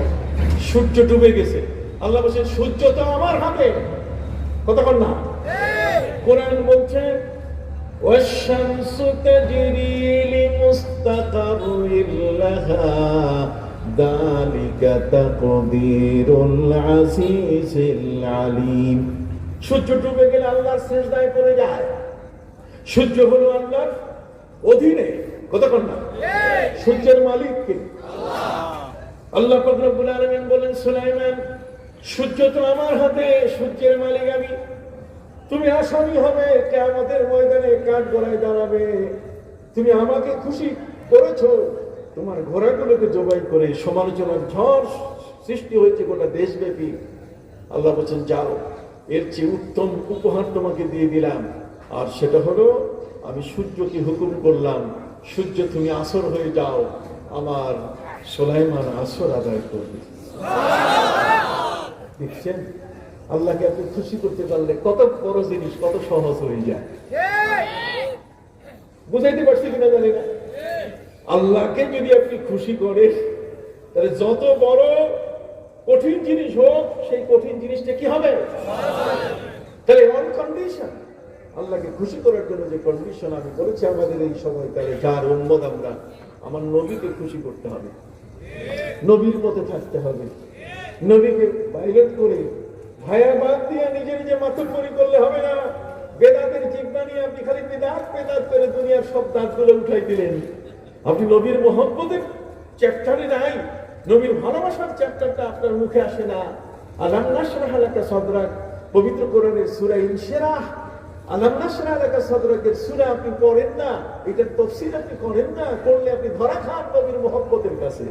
কথা বলেন, লা তারফাউ আসওয়াতাকুম ফাওকা সাওতিন নবী, সূরা হুজুরাত আপনি তাফসীর করেন না, এই দুইটা সূরা তাফসীর করেন না, তারপর দেখা যাবে বাপের বেটা এই চেয়ারে বসে আপনি কার কথা বলেন। তখন নবীর মুহাব্বত করা ছাড়া, মুহাব্বতের কথা বলা ছাড়া আর কোনো উপায় নেই। আরে বেদাত কাকে বলে? বেদাত কাকে বলে? আল বেদাতু ফিল মাকাসিদ লা বিল ওয়াসাই, আল বেদাতু ফিল মাকাসিদ।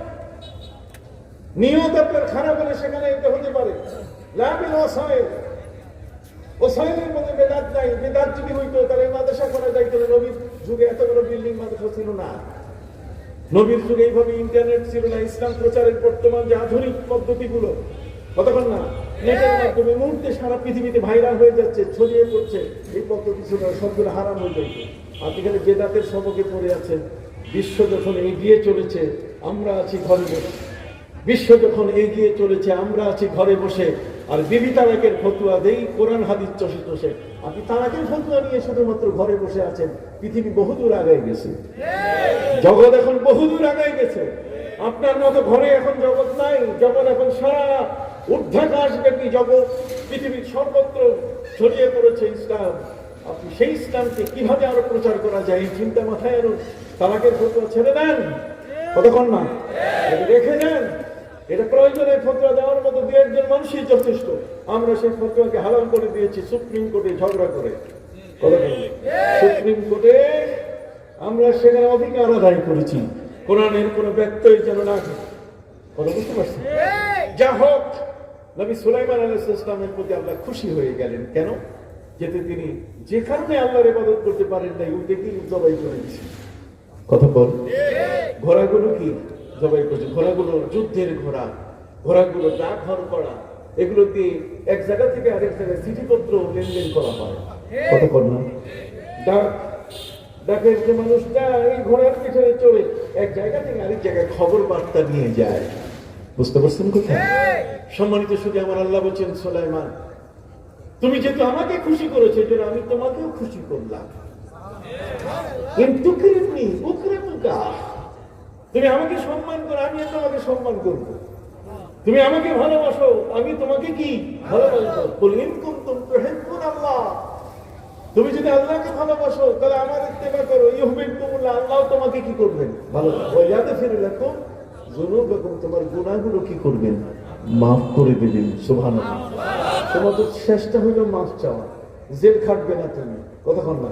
তুমি জেলে বন্দি থাকতে চাও না, তুমি জাহান্নামের আগুনে পড়তে চাও না। না না, জাহান্নামের আগুন তোমার গায়ে লাগবে না, জাহান্নামের আগুন তোমার গায়ে স্পর্শ করবে না। তুমি যদি নবীর মহব্বতে জীবনটা উজাড় করে দাও, তখন জাহান্নামের ক্ষমতা নেই তোমাকে পড়াবার। জাহান্নামের আগুনের উপরে পা রেখে রেখে তুমি জান্নাতে চলে যাবে, ওই আগুন তোমাকে স্পর্শ করবে না। যদি তাই করতো তাহলে নবী ইব্রাহিম আলাইহিস সালামকে নমরুদের আগুন মুহূর্তে তাকে পুড়ে ফেলতো। কত কম না, সেটা পারে নাই, পারবে না। কথা কি বুঝতে পারছো? এই জন্যই সংক্ষিপ্তকারে বলতে চাই, বিরাট লম্বা কথা। আপনার আজকে যে সাবজেক্টের উপরে মাহফিল দেখছেন, আমি তোর কাছেই যেতে পারিনি। কথা বুঝতে পারছেন? তোর পাশেই আমি যেতে পারি নাই। একটি বিষয়, কুল ইন কুনতুম তুহিব্বুনাল্লাহ ফাত্তাবিউনি, এই আয়াত করেছে রব্বানা ওয়াবআস ফীহিম রাসূলা। ওদিকে আল্লাহ বলেছেন লাকাদ মান্নাল্লাহু আলাল মুমিনিনা ইয বাআসা ফীহিম রাসূলাম মিন আনফুসিহিম। কথা বুঝেন নাই? আল্লাহ বলেছেন আমি তোমাদের উপরে দয়া করছি, আমি অনুগ্রহ করেছি তোমাদের উপরে এমন একজন নবী পাঠাইয়া, না হলে অন্য কোন নবী আসলে লাঠি দিয়ে সোজা করে ফেলতো। এমন এক নবী, দয়ার নবী, রাহমাতুল লিল আলামিন, যে নবীর দিকে তাকালে চোখের গুলো ঝরে পড়ে যায়, যে নবীর রওজা মোবারকে জিয়ারত করলে নবী তোমার কাছে ঋণী হয়ে যায়। মান যারা কবরি ওয়াজাবাত লাহু শাফাআতি, যে আমার কবর জিয়ারত করলো, আমার জন্য তার ব্যাপারে শাফাআত করা, তার জন্য জান্নাতে যাওয়ার সুপারিশ করা ওয়াজিব হয়ে গেল। শুধু তাই নয়, নবী বলছেন আমাকেও ঋণী বানাও। নবীজি বলছেন আমাকে ঋণী বানাও। সাহাবায়ে কেরাম বলছেন নবী আপনাকে কিভাবে ঋণী বানাবো? ঋণী বানাবো মানে তোমরা আমাকে আল্লাহর কাছে বলো যে আল্লাহ যেন আমার মর্যাদা বাড়ায় দেয়। সাহাবায়ে কেরাম বলছেন হুজুর, আল্লাহ তো আপনার মর্যাদা এমনি বাড়াই দিয়েছেন, আল্লাহ তো আপনাকে আরশে দিয়েছেন, কাউকে নেন নাই। আল্লাহ আপনাকে মাকামে মাহমুদ দিয়েছেন, কাউকে দেন নাই। আল্লাহ আপনাকে প্রথম সুপারিশের দায়িত্ব দেবেন, প্রথম সুপারিশ আপনি করবেন, কাউকে তিনি দেন নাই। ঠিক এমনি করে আপনাকে রওজা মোবারক থেকে সর্বপ্রথম বের করা হবে, আর কাউকে প্রথম বের করা হবে না। কত বড় বড় মর্যাদা আপনাকে দেওয়া হয়েছে। আল্লাহ তাআলা বিস্তৃত আলামিনের রব তিনি, আর সেই আলামিনের রহমত করে আপনাকে রহমাতুল লিল আলামিন ঘোষণা করেছেন। এত বড় বড় বিশাল মর্যাদা, আপনার মর্যাদার কথা আমরা বললে এটা একটা লজ্জার কথা না? এটা মানে মায়ের কাছে মামুবাড়ির গল্প। কতক্ষণ না আল্লাহ তো আপনাকে মর্যাদা দিয়েছেন, তার বড় মর্যাদা আমরা আল্লাহর কাছে আপনার কি মর্যাদার কথা বলবো? নবীজি বলছেন, আরে উম্মত, তোমরা যদি আল্লাহর কাছে বলো যে আল্লাহ নবীর মর্যাদা বাড়ায় দেন, তাহলে আমি বিধি হয়ে গেলাম তোমাদের কাছে। সাহাবা ইকরাম বলেন, হুজুর তাহলে শিখাই দেন কেমনে আপনার মর্যাদা বাড়বে। নবী বলছেন, ঠিক আছে শিখাই দিতেছি, ভালো মতো শিখে নিবা, তারা যেন অমুখস্থ না থাকে, কেউ যেন এটা জানো না এমনটা যেন না হয়। সাহাবা ইকরাম বলছেন, হুজুর প্রবল মুখস্থ রাখবো, তাহলে মুখস্থ করো। اللهم رب هذه الدعوة التامة والصلاة القائمة آت محمدا الوسيلة والفضيلة والدرجة الرفيعة سبحان الله آت محمدا الوسيلة والفضيلة নবীকে তুমি ওসিলা বানায় দাও, তার মর্যাদা বাড়িয়ে দাও, ফজিলা ও দারাজাত রাফিয়া, তার পজিশন বাড়ায় দাও। আপনি যে মাকামে মাহমুদ দিতে চেয়েছেন এটাও আপনি দিয়ে দেন। এরপরে ওয়ারজুকনা শাফাআতাহু ইয়াউমাল কিয়ামা, কিয়ামতের ময়দানে তার শাফাআত আমাদের কপালে নসিব করো। আজকে 15 বছর ধরে বাংলাদেশ টেলিভিশন থেকে তুলে দেওয়া হয়েছে এই আযানের দোয়া থেকে, ওয়ারজুকনা শাফাআতাহু ইয়াউমাল কিয়ামা। নবীর কাছে নবী দোয়া শিখাই দিয়েছেন, হাদিসেও আছে। অথচ মৌলবী ওইখানে মৌলবীগিরি করে বেদাতের ফতোয়া দিয়ে বাংলাদেশ টেলিভিশনের এই দোয়া থেকে এটাকে তুলে দিয়েছে 15 বছর আগে। আমি বলেছিলাম এরকম কোন একটি মাহফিলে বাংলাদেশের যে যদি কোনোদিন আল্লাহ আমাকে ক্ষমতা অথবা সুযোগ করে দেন, তাহলে ইনশাআল্লাহ প্রথম আমার কাজটি হবে আজানের দোয়ার মধ্যে এই দোয়াটি আমি যোগ করে দেব, ওয়ারজুকনা শাফাআতাহু ইয়াউমাল কিয়ামা। ওরা আমাকে ভাইরাল করে ফেললো, জানি নাকি আজান পরিবর্তন করতে চেয়েছি, আজানের নাকি শব্দ পরিবর্তন করতে চেয়েছি, যোগ করতে চেয়েছি। এই বেকুবগুলো আজকের এই চেয়ারে বসে বক্তব্য দেয়, এই বেকুবগুলোর কথা। আমার ইউটিউবার ভাইরা, তোমরা তাদের কথা প্রচার করো। তোমাদের প্রতি আমার অনুরোধ, তোমরা যারা ফেসবুকার, তোমরা যারা ইউটিউবার, ওদের কথা প্রচার করবে না, গুনাহ হবে তোমাদের। আমাদের কথা প্রচার করো, পীর মাশায়েখদের কথা প্রচার করো, সুন্নিদের কথা প্রচার করো। এই কাজটা করে তুমি জান্নাতে চলে যাবে, কোনো সন্দেহ নেই। কিন্তু ওই সমস্ত বাতিল কথা তোমাদের মাধ্যমে মানুষের কাছে যাচ্ছে, তোমরা মাধ্যম, তোমরা এটা প্রচার না করলে মানুষ এটা সহজে জানতো না, দেখতো না। পচা মানুষটা পচা ঘরে পচে যেত, কথা বল না? পচা মানুষটা পচা ঘরে কি পচে যেত। তার কথা ধরে তোমরা আজকে পয়সার জন্য ভাইরাল করে দিচ্ছ। খবরদার, তোমাদেরও আখিরাত আছে, তোমাদেরও পরকাল আছে। নবীজির সম্পর্কে এই বাজে কথাগুলো তোমরা যদি প্রচার করো, তাহলে যে পড়ে সেও তো গুনাহগার হয়ে যায়, তার তো সময় নষ্ট হয়ে গেল। কি বলবো, ঠিক কিনা? এই জন্য আমার ফেসবুকার, আমার যারা ইউটিউবার আছেন বা সাংবাদিক যারা আছেন, আমি তাদেরকে বিনয়ের সাথে আমি বলবো যে তোমরা অন্তত পক্ষে ওদের কথাগুলো প্রচার করবে না, আমাদের কথা প্রচার করো। আমরা সত্যের উপরে আছি। বুঝবো কেমনে? বুঝবেন কেমনে? 50 বছর হয়ে গেল, তাতে কি বুঝ হয় নাই? শত শত বছর হয়ে গেল, তাতে কি বুঝ হয় নাই? ইমাম আবু হানিফার বুঝ কি হবে না? ইমাম আবু হানিফাকে আমি তো ওই যে মাছ ধরা থেকে নিয়ে আসতেছি, কি বলেন ঠিক কিনা? আমি নিয়ে আসতেছি আপনাদের কাছে, আমি আর সময় নেব না, না হলে আপনারা আরো বিরক্ত হয়ে যাবেন আমার উপর। আমি বিনয়ের সাথে আপনাদের কাছে বলতে চাই, বাবা, এই জন্য জ্ঞানের জায়গা বানাতে হয়, জ্ঞানের জায়গা তৈরি করতে হয়। এই মাঠটা যদি না হতো, এই প্রচারণা যদি না হতো, আপনাদের কি বসতে দেওয়া যেত? এরকম ভাবে আমাদের দেশের পীর মাশায়েখরা ধর্মটাকে, নবীর মহব্বতটাকে ধরে রাখার জন্য বিভিন্ন মাদ্রাসা প্রতিষ্ঠা করেছে। কথা বলে, বিভিন্ন মাদ্রাসা কি প্রতিষ্ঠা করেছে। তার মধ্যে আপনাদের এই চট্টগ্রাম, এখানে এই ধর্মগঞ্জে একটা দিনই আমাদের সাথে প্রতিষ্ঠিত হয়েছে সারসিনা দরবারের পক্ষ থেকে। সেই সারসিনা নবীর মহব্বত ছাড়া অন্য কিছু বুঝে না।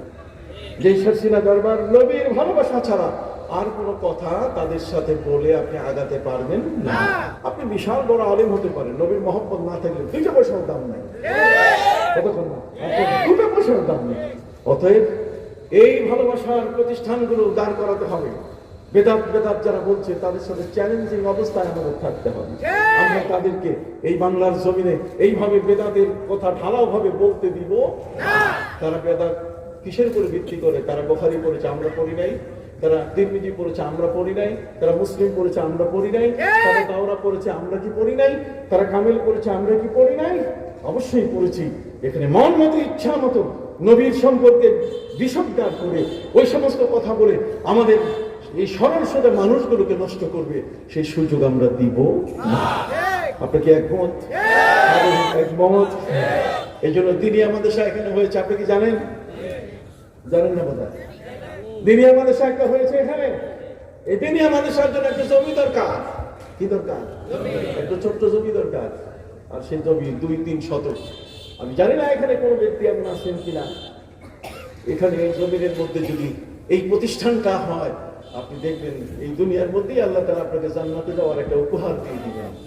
এখানে যতবার কোরআন পড়া হবে, নবীর মহব্বতের যত চর্চা হবে, ততই আপনি এগিয়ে যাবেন, আল্লাহর জান্নাতের অধিকারী হবেন। ভালো মতো মাথায় চিন্তা করুন। আমি ওয়াজটা শেষ করি। আপনারা কে একটু জায়গা দেবেন এই মাদ্রাসা করার জন্য? একটু জায়গা আপনাদের কাছে আমি পেতে চাই। যা হোক, হযরত নবী সুলাইমান আলাইহিস সালামকে আল্লাহ তাআলা উপহার দিয়েছেন কয়টা? 4টা। যেরকম কয়টা? 4টা। একটা হলো যে তার নাম খারিজ করার জন্য আল্লাহ ব্যবস্থা করলেন কি? সূর্য আসর বানায় দিলেন। এখন কি আর আসামি আছে? জোরে বলেন। দ্বিতীয় নম্বর হলো যে যেহেতু ঘোড়াগুলো মেরে ফেলছেন, এই জন্য আল্লাহ ঘোড়ার বদলে বাতাস দিয়ে দিলেন, যে বাতাসকে ব্যবহার করো, বাতাসকে ব্যবহার করো। মুখের হুকুমে বাতাসকে তিনি যা বলতেন তাই হয়ে যেত। ওলি সুলাইমান আর-রিহা আসিফা, নবী সুলাইমানের হাতে আল্লাহ বাতাসকে কন্ট্রোল করে দিলেন। বাতাসকে বলতে যখন 400 মাইল স্পিডে, 400 মাইল স্পিডে তার সিংহাসন নিয়ে যেতেন। আকাশের সিংহাসন বাতাসের উপরে ভর করে, আকাশের প্লেনগুলো বাতাসের উপরে ভর করে চলে। অতএব নবী সুলাইমান আলাইহিস সালাম তার সিংহাসন চালাচ্ছেন, সিংহাসন আসতেছে। এই সিংহাসনের আগমনের বার্তা শুনে এক পিপলিকা রানী, পিঁপড়া রানী পিঁপড়াগুলোকে বলল, উদখুলু মাসাকিনাকুম, তোমরা সমস্ত পিঁপড়া গর্তের মধ্যে ঢুকো। এই কথাটা জিন জাতি শুনে ফেলছে। আশপাশে তো বহু জিন আছে। এই যে আমি ওয়াজ করতেছি, আপনি মনে করেন শুধু আপনি ওয়াজ শুনতেছেন? আমার অনেক শাগির্দ আছে আশপাশে যারা জিন। আমার জীবনে বহু ছাত্রকে আমি ধরেছি, এই জিন ছাত্র বহু ধরেছি। আমি সারসিনা মাদ্রাসায় যখন শিক্ষক, আমি রাতে ওয়াজ করে যখন ফিরতেছি একলা রাত 3টার সময়, মাঝিমিয়া নৌকা থেকে আমাকে নামাই দিল সরসিনা ঘাটে। সরসিনা ঘাটে নামার পরে একা মানুষ, আমি বাসায় যাব, আমার বাসা তো সারসিনা। তখন সরসিনা মাদ্রাসা আমি শিক্ষক, বুঝতে পারি কোথায় আমি সরসিনা মাদ্রাসা। এখন ওই যে মেইন গেট যেটা, তার সাথে নদীর পাড়ে বিশাল পুকুর ছিল একটা, এটা এখন ভরাট করা হয়েছে। এই পুকুরের পাশে রেন্ট্রি গাছ অনেকগুলো ঘাটের পাশে দাঁড়ানো। আমি যখন অতিক্রম করছি তখন দেখি যে পুরো একটা গাছ খালি লড়ছে, পুরো গাছ। এটা দেখলে গায়ের পশম খারাপ হয়ে যায় না? আমি তো ওই সময় আরো কি তাজা ছিলাম, মোটেই ভয় ছিল না। বুঝেন না, এখন খাদেম নাই, কেউ নেই। এখন তো খাদেম ছাড়া চলতে পারি না, তো ওইখানে কেউ নাই। আমি লক্ষ্য করলাম গাছটা নড়তেছে, পুরো একেবারে গোড়া সহ নড়তেছে। কিরে দেখলাম উপরে একটা মানুষ। আমি গাছের কাছে চলে গেলাম, যাওয়ার পর সংসার সাথে আমি বললাম, নামো। হুজুর আপনি একটু হাত বাড়াই দেন। আমি নামি। আমি হাত বাড়ালাম, আমার হাতের উপরে ভর করে একটা কষ্ট করে সে নামলো। এরপর আমি ধরে তাকে দেখলাম এটা সারসিনার ছাত্র। ওকে আমি ওর রুমে নিয়ে গেলাম। রুমে নেওয়ার পরে এখন তো জিন ওর উপরে ভর করে আছে। জিনই তাকে নিয়ে আসছে মেরে ফেলার জন্য। কথা বুঝতে পারছেন? ঘর থেকে বের করে নিয়ে আসছে। তাই বললাম, কিরে তুমি এখানে আসছো কেন? হুজুর আমার সাথে বেয়াদবি করছে। ও আমি যেখানে কাজ করতেছি আমার কাজের উপরে পা রেখে সে যাচ্ছিল, তো যে কারণে আমি রাগ হয়ে গেছি, আমি সিদ্ধান্ত নিচ্ছি আমি মেরেই ফেলবো। তো আজকে আপনি আপনার চোখের সামনে পড়ে গেছি। তাই বললাম যে তোমার পরিচয়? হুজুর আমি আপনার এখানে আলেম পড়ি। ওই জিন আমার শর্ষিনা মাদ্রাসায় কি করে? আলেম পরে। হুজুর অনেক ছাত্র, অনেক ছাত্র, তুমি এই কাজটা করলা, এটাও তো আমার ছাত্র, তুমি ছাত্র ভাইকে এভাবে মেরে ফেলবে, এটা হয়? হুজুর কান ধরতেছে, আমি ধরো কান, পুরা কান ধরে ফেললো। আমি যে তুমি এখন থাকবে না, যাবা? হুজুর আপনি যা বলেন, আমি থাকতে চাই না, ভয় লাগতেছে, আপনি যদি কিছু করেন তো আমি আমাকে যাইতে দেন। আমি জানো তাহলে কিভাবে? ওই জানলাটা একটু বাতাসে নড়বে, আপনি মনে করেন আমি গেছি। কথা বুঝতে পারছেন? জিনের বাদশাহ শর্ষিনা হুজুরের সামনে হাজির করা হয়েছে, আমি সেখানে উপস্থিত ছিলাম। জিনের বাদশাহ শরীয়তপুরের আমার উস্তাদ আব্দুল মজিদ দামুদ্দা হুজুর। শরীয়তপুরে একটা জায়গা আছে, নাম কি? দামুদ্দা। হ্যাঁ, দামুদ্দা। দামুদ্দার মৌলানা আব্দুল মজিদ সাহেব, উনি আমার উস্তাদ। উনি হচ্ছে জিনের রাজা। উনি জিন বোতলে ঢুকায়, জিন ওনাকে যথেষ্ট ভয় করে। উনি শর্ষিনা মাদ্রাসার বোর্ডিং সুপার ছিলেন। বুঝতে পারছেন কথা? তার ছেলে এখন আমেরিকা থাকে, রহমতুল্লাহ বাড়িতে প্রিয় মানুষ আমার, যেহেতু তার বাবা আমার উস্তাদ, আমি বহুবার তার বাড়িতে ওয়াজ করতে গেছি, হুজুরের কবর জিয়ারত করেছে। তো উনি ওই একজন জিন রোগী কোনো মতেই তাকে ছাড়াইতে পারে না। তো শর্ষিনা হুজুর ওনাকে ডেকে এনে বলছেন, শর্ষিনার আবু জাফর মোহাম্মদ সালেহ রহমতুল্লাহ আলাইহি আমার পীর ছিলেন। আমি হুজুর সামনে বসাইয়া বলছি যে মানুষ বলেন কি করবেন? হুজুর ওর বাদশাকে ডেকে নিয়ে আসি, এই ডিস্টার্ব করে কেন? তখন তাকে ছেড়ে দিতে হবে। উনি জিন ধরে ফেলছেন পুরা। জিন এখন যাওয়ার কোনো উপায় নাই। জিন মানে না অনেকে, অথচ কোরআনে আল্লাহ তাআলা সূরা জিন নামে একটা সূরা নাযিল করছেন। জিনকে মানতে হবে, কোরআনে যেটা আছে এটা অস্বীকার করলে কাফের হয়ে যাবে। অস্তিত্ব আছে একটা শব্দের সাথে, হয়তো ইংরেজি জিন, জিন আর এই জিন, দুই জিন এক না, কেউ কেউ এক বলায় ফেলে। তো যখন তাকে ছেড়ে দেওয়া হচ্ছে, তখন দামিদ্র হুজুর জিনকে জিজ্ঞাসা করছেন যে তুমি তো যাচ্ছ তোমার বাদশাকে ডাকার জন্য, যাইতে কতক্ষণ সময় লাগবে আর আসবা কতক্ষণ? আমরা কি এক রাত একদিন অপেক্ষা করব না আরো কম বেশি? তখন ওই জিন বলে যে হুজুর আমার যাইতে লাগবে 1.5 মিনিট আর আসতে লাগবে 1.5 মিনিট। জিনের বাদশা কোথায় থাকে? কোহে কাপে থাকে।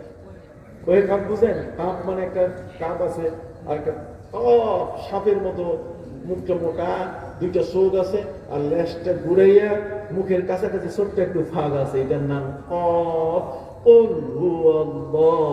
আহাদ। এই কোলের মধ্যে যে কাপটা, এটা হলো কোহে কাপ। কোহ মানে পাহাড়, কোহে তুর, কোহে তুর মানে তুর পাহাড়। কোহ এটা ফার্সি শব্দ, এই জন্য কোহে কাপ, কাফের আকৃতিতে।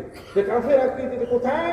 এটা মঙ্গোলিয়া, কেউ কেউ বলছে এটা ইরাকে। ইরাকে সে যাবে আর তার বাদশাকে নিয়ে আসবে, সময় লাগবে কত? সুবহানাল্লাহ।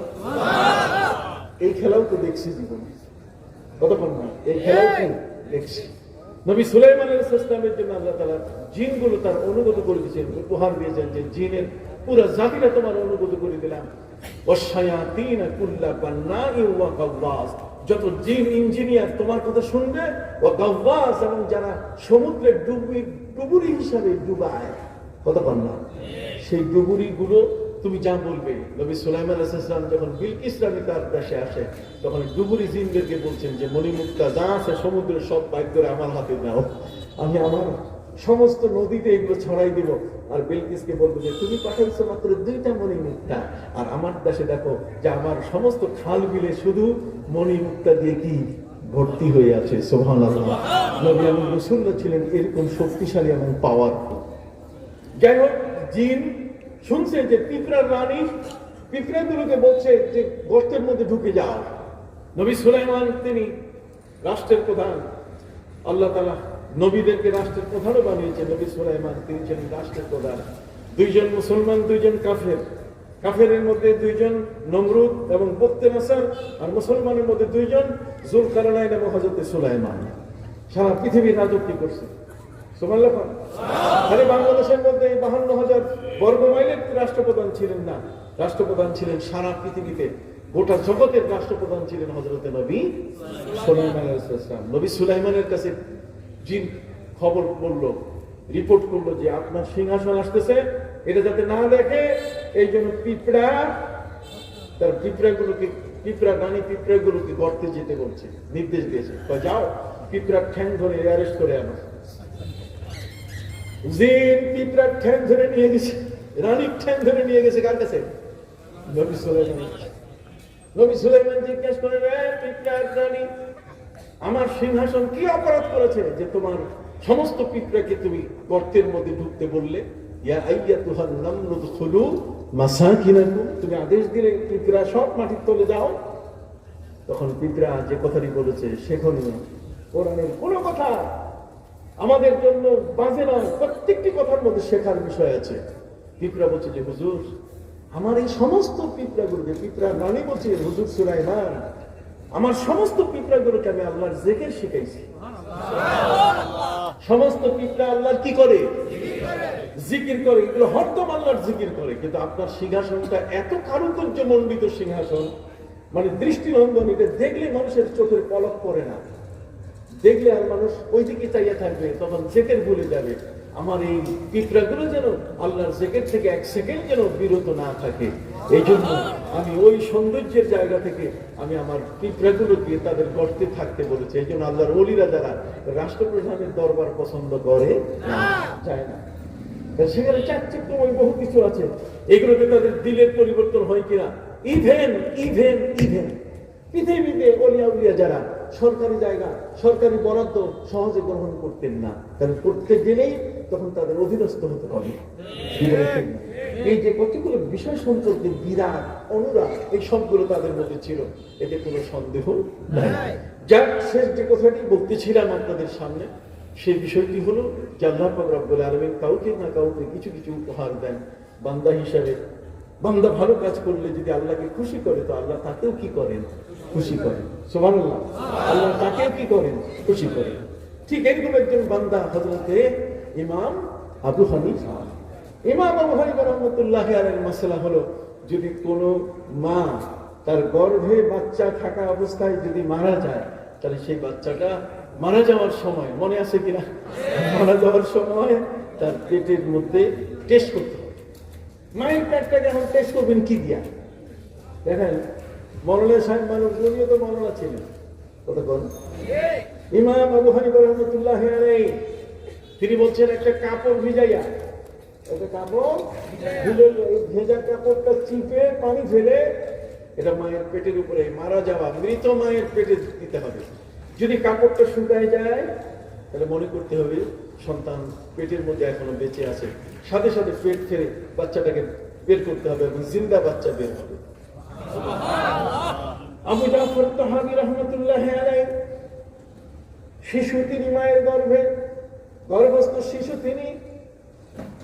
শাফি মাযহাব অনুযায়ী মায়ের গর্ভে থাকা অবস্থায় তার মা মারা গেছেন, তার মাও ছিলেন শাফি, তার বাবাও ছিলেন শাফি, তার বংশের মানুষেরা ছিল শাফি মাযহাবের অনুসারী। যখন এই অবস্থায়, তখন হানাফি মাযহাবের একজন মহিলা সামনে ছিল। হানাফি মাযহাবের মহিলা বলছে যে, আমি একটু যদি দয়া করে সুযোগ দেন তার একটা টেস্ট করবো। কয় কি? আমার মাযহাব হানাফি মাযহাব অনুযায়ী বাচ্চা যদি এই অবস্থায়, মায়ের পেটে থাকা অবস্থায় মা মারা যান, তাহলে এটা কাপড় দিয়ে পরীক্ষা করতে হয়। কাপড়টা যদি শুকায় যায়, তাহলে মনে করতে হবে বাচ্চা কি জীবিত আছে। একটু সুযোগ দেন। ওরা বলছে চমৎকার, দেখো কাপড় ভিজে চিপে পানিটা ফেলে দিয়ে মায়ের পেটে দেওয়ার পরে কাপড় শুকায় গেছে, পেট ফেলে বাচ্চা বের করা হলো, জিন্দা বাচ্চা, যিনি হলেন আবু জাফর তাহাবী রাহমাতুল্লাহি আলাইহি। বড় হওয়ার পর উনি জানলেন যে আমার বাপ মা শাফি, ওই মাযহাবে থাকলে তো আমি একদম কবরে মাটি হয়ে যাইতাম, পচে যাইতাম। কিন্তু হানাফি মাযহাব হচ্ছে এমন একটা সুন্দর মাযহাব, যে মাযহাবের কারণে আমি পৃথিবীতে বেঁচে আসছি। আমি মায়ের পেট থেকে জীবিত অবস্থায় আল্লাহ আমাকে পৃথিবীতে এনেছে। কথা বুঝতে পারছেন? অতএব এ কারণে তিনি হানাফি মাযহাবের উপরে বড় হাদিসের দুটো কিতাব লিখেছেন, শারহ মাআনিল আসার, মুশকিলুল আসার, দুটো কিতাব লিখেছেন, যে কিতাবের কারণে এই বাংলাদেশ নয়, সারা পৃথিবীর হানাফি মাযহাবের আলেমদের বিশাল দলিলের দুইটা পুস্তক, একটা হলো শারহ মাআনিল আসার, আরেকটা হলো মুশকিলুল আসার। তিনি বলছেন যে, যেই মাযহাবের অনুসরণে আমি মায়ের পেট থেকে, মরা মায়ের পেট থেকে পৃথিবীতে জিন্দা হয়ে আসছি, কাজে সেই মাযহাবটা একটা সত্য মাযহাব। এখন প্রশ্ন হলো, আমার নবীর জ্ঞান ভান্ডারের মহাসাগরে ইমাম আবু হানিফা জাল ফেলেছেন, কি বলেন ঠিক কিনা? কি ফেলেছেন? জাল।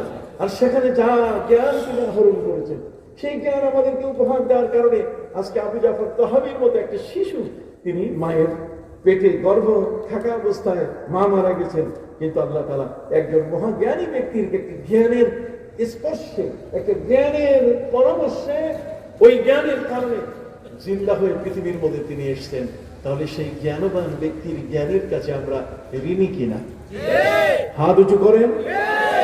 আমরা শুধু সরাই দিলাম, আমরা শুধু বললাম না না ইমাম আবু হানিফা কেউ না, সরো, ইমাম শাফি কেউ না, ইমাম মালিক কেউ না। আস্তে আস্তে আমরা সরাই দিয়ে দিলাম। আমি ইউটিউবার ভাইদের মাধ্যমে মেসেজ দিতে চাই, তোমরা মুসাফ মানবে না, না মুসাফ এই শব্দটা আর উচ্চারণ করবে না। এরা বড় বড় জ্ঞানী। ওয়াকুল্লুহুম মির রাসূলিল্লাহি মুলতামিসুন গারাফান মিনাল বাহরি আও রাশাফান মিনাদ দিয়ামি। অতএব তারা প্রত্যেকেই সেই জ্ঞান ভান্ডার থেকে ওই জ্ঞান অর্জন করেছে। সেই জ্ঞান অর্জনের ক্ষেত্রে আমরা পরিষ্কার করে বলতে চাই যে আমাদের প্রিয় নবী সাল্লাল্লাহু আলাইহি ওয়াসাল্লামের যে মহাজ্ঞান ভান্ডার, তার কাছ থেকে গিয়েই আমরা আল্লাহর পরিচয় নেব, তাকে মহব্বত করে। এই জন্য আল্লাহ বলেছেন কুল ইন কুনতুম তুহিব্বুনাল্লাহ ফাত্তাবিউনি ইউহিব্বুকুমুল্লাহ। তবে আমাকে অনুসরণ করো, আমাকে মানো। আমি কিভাবে খেয়েছি, কিভাবে নামাজ পড়েছি, আপনি বলছেন বুকে হাত বান্দার হাদিস। আবু বকর সিদ্দিক রাদিয়াল্লাহু তাআলা আনহু নবীর পিছনে সারা জীবন নামাজ পড়লেন, কই উনি তো বুকে হাত বাঁধলেন নাই? কথা বল। আপনি যেটা আনছেন এটা তো এমনি বাতিল হয়ে গেছে আগে। সময়ের কারণে কোনো আইন অ্যামেন্ডমেন্ট হয়, কোনো আইনে সংশোধনী আসে। যেগুলো সংশোধনী এসছে, যেগুলো বাতিল হয়ে গেছে, সেগুলো আবার নতুন করে আনতেছেন কেন? কথা বুঝেন নাই? জোরে আমিন বলা আপনি পাইলেন কই? জোরে আমিন বলার একটা কথাও আপনি বলছেন ঈদে মিলাদুন নবী হাদিসে কোরআনের কোথাও নেই। তাহলে জোরে আমিন বলা কোরআনের কোন জায়গায় আছে একটু দেখান। এক জায়গায় দেখাই, বুঝতে পারছেন কথা? এগুলো অনেক কথা, আর আমি আপনাদের সময় নষ্ট করতে চাই না। আপনারা আমাকে ক্ষমা করবেন। আমার একটা কেমন জানি বদ অভ্যাস হয়ে গেছে যে যখন আলোচনা শুরু করি তখন আর ঘড়ির দিকে তাকাই না। কথা বুঝে নেই, যখন আলোচনা করি তখন আর এদিকে দেখারও কোনো সুযোগ হয় না। মনে হয় এই মানুষগুলো কিন্তু একটু কথা আরো যদি বলতে পারতাম, সবাই যদি একটা ভালো অবস্থানে আসতাম, কি বলেন ঠিক না? আজকে আমাদের সেই সারসিনা দরবার, আমার জ্ঞানের জন্মস্থান কিন্তু সরসিনা, আমার জ্ঞানের জন্মস্থান। আমি যত কথাই বলি এগুলো সবগুলো প্রোডাক্ট কোন জায়গা থেকে? সারসিনা, এই মহান এক দরবার। এ কারণে এখানে একটা দিনই আমাদের সহ হয়েছে। আপনাদের মধ্যে আমার কোনো ভাই কি আছেন বলবেন যে হুজুর এই দিনই আমাদের সাহায্যের জন্য আমি কিছু সহযোগিতা করব? যারা বলেন একটু জায়গা দরকার, 2 শতক 3 শতক জায়গা দরকার।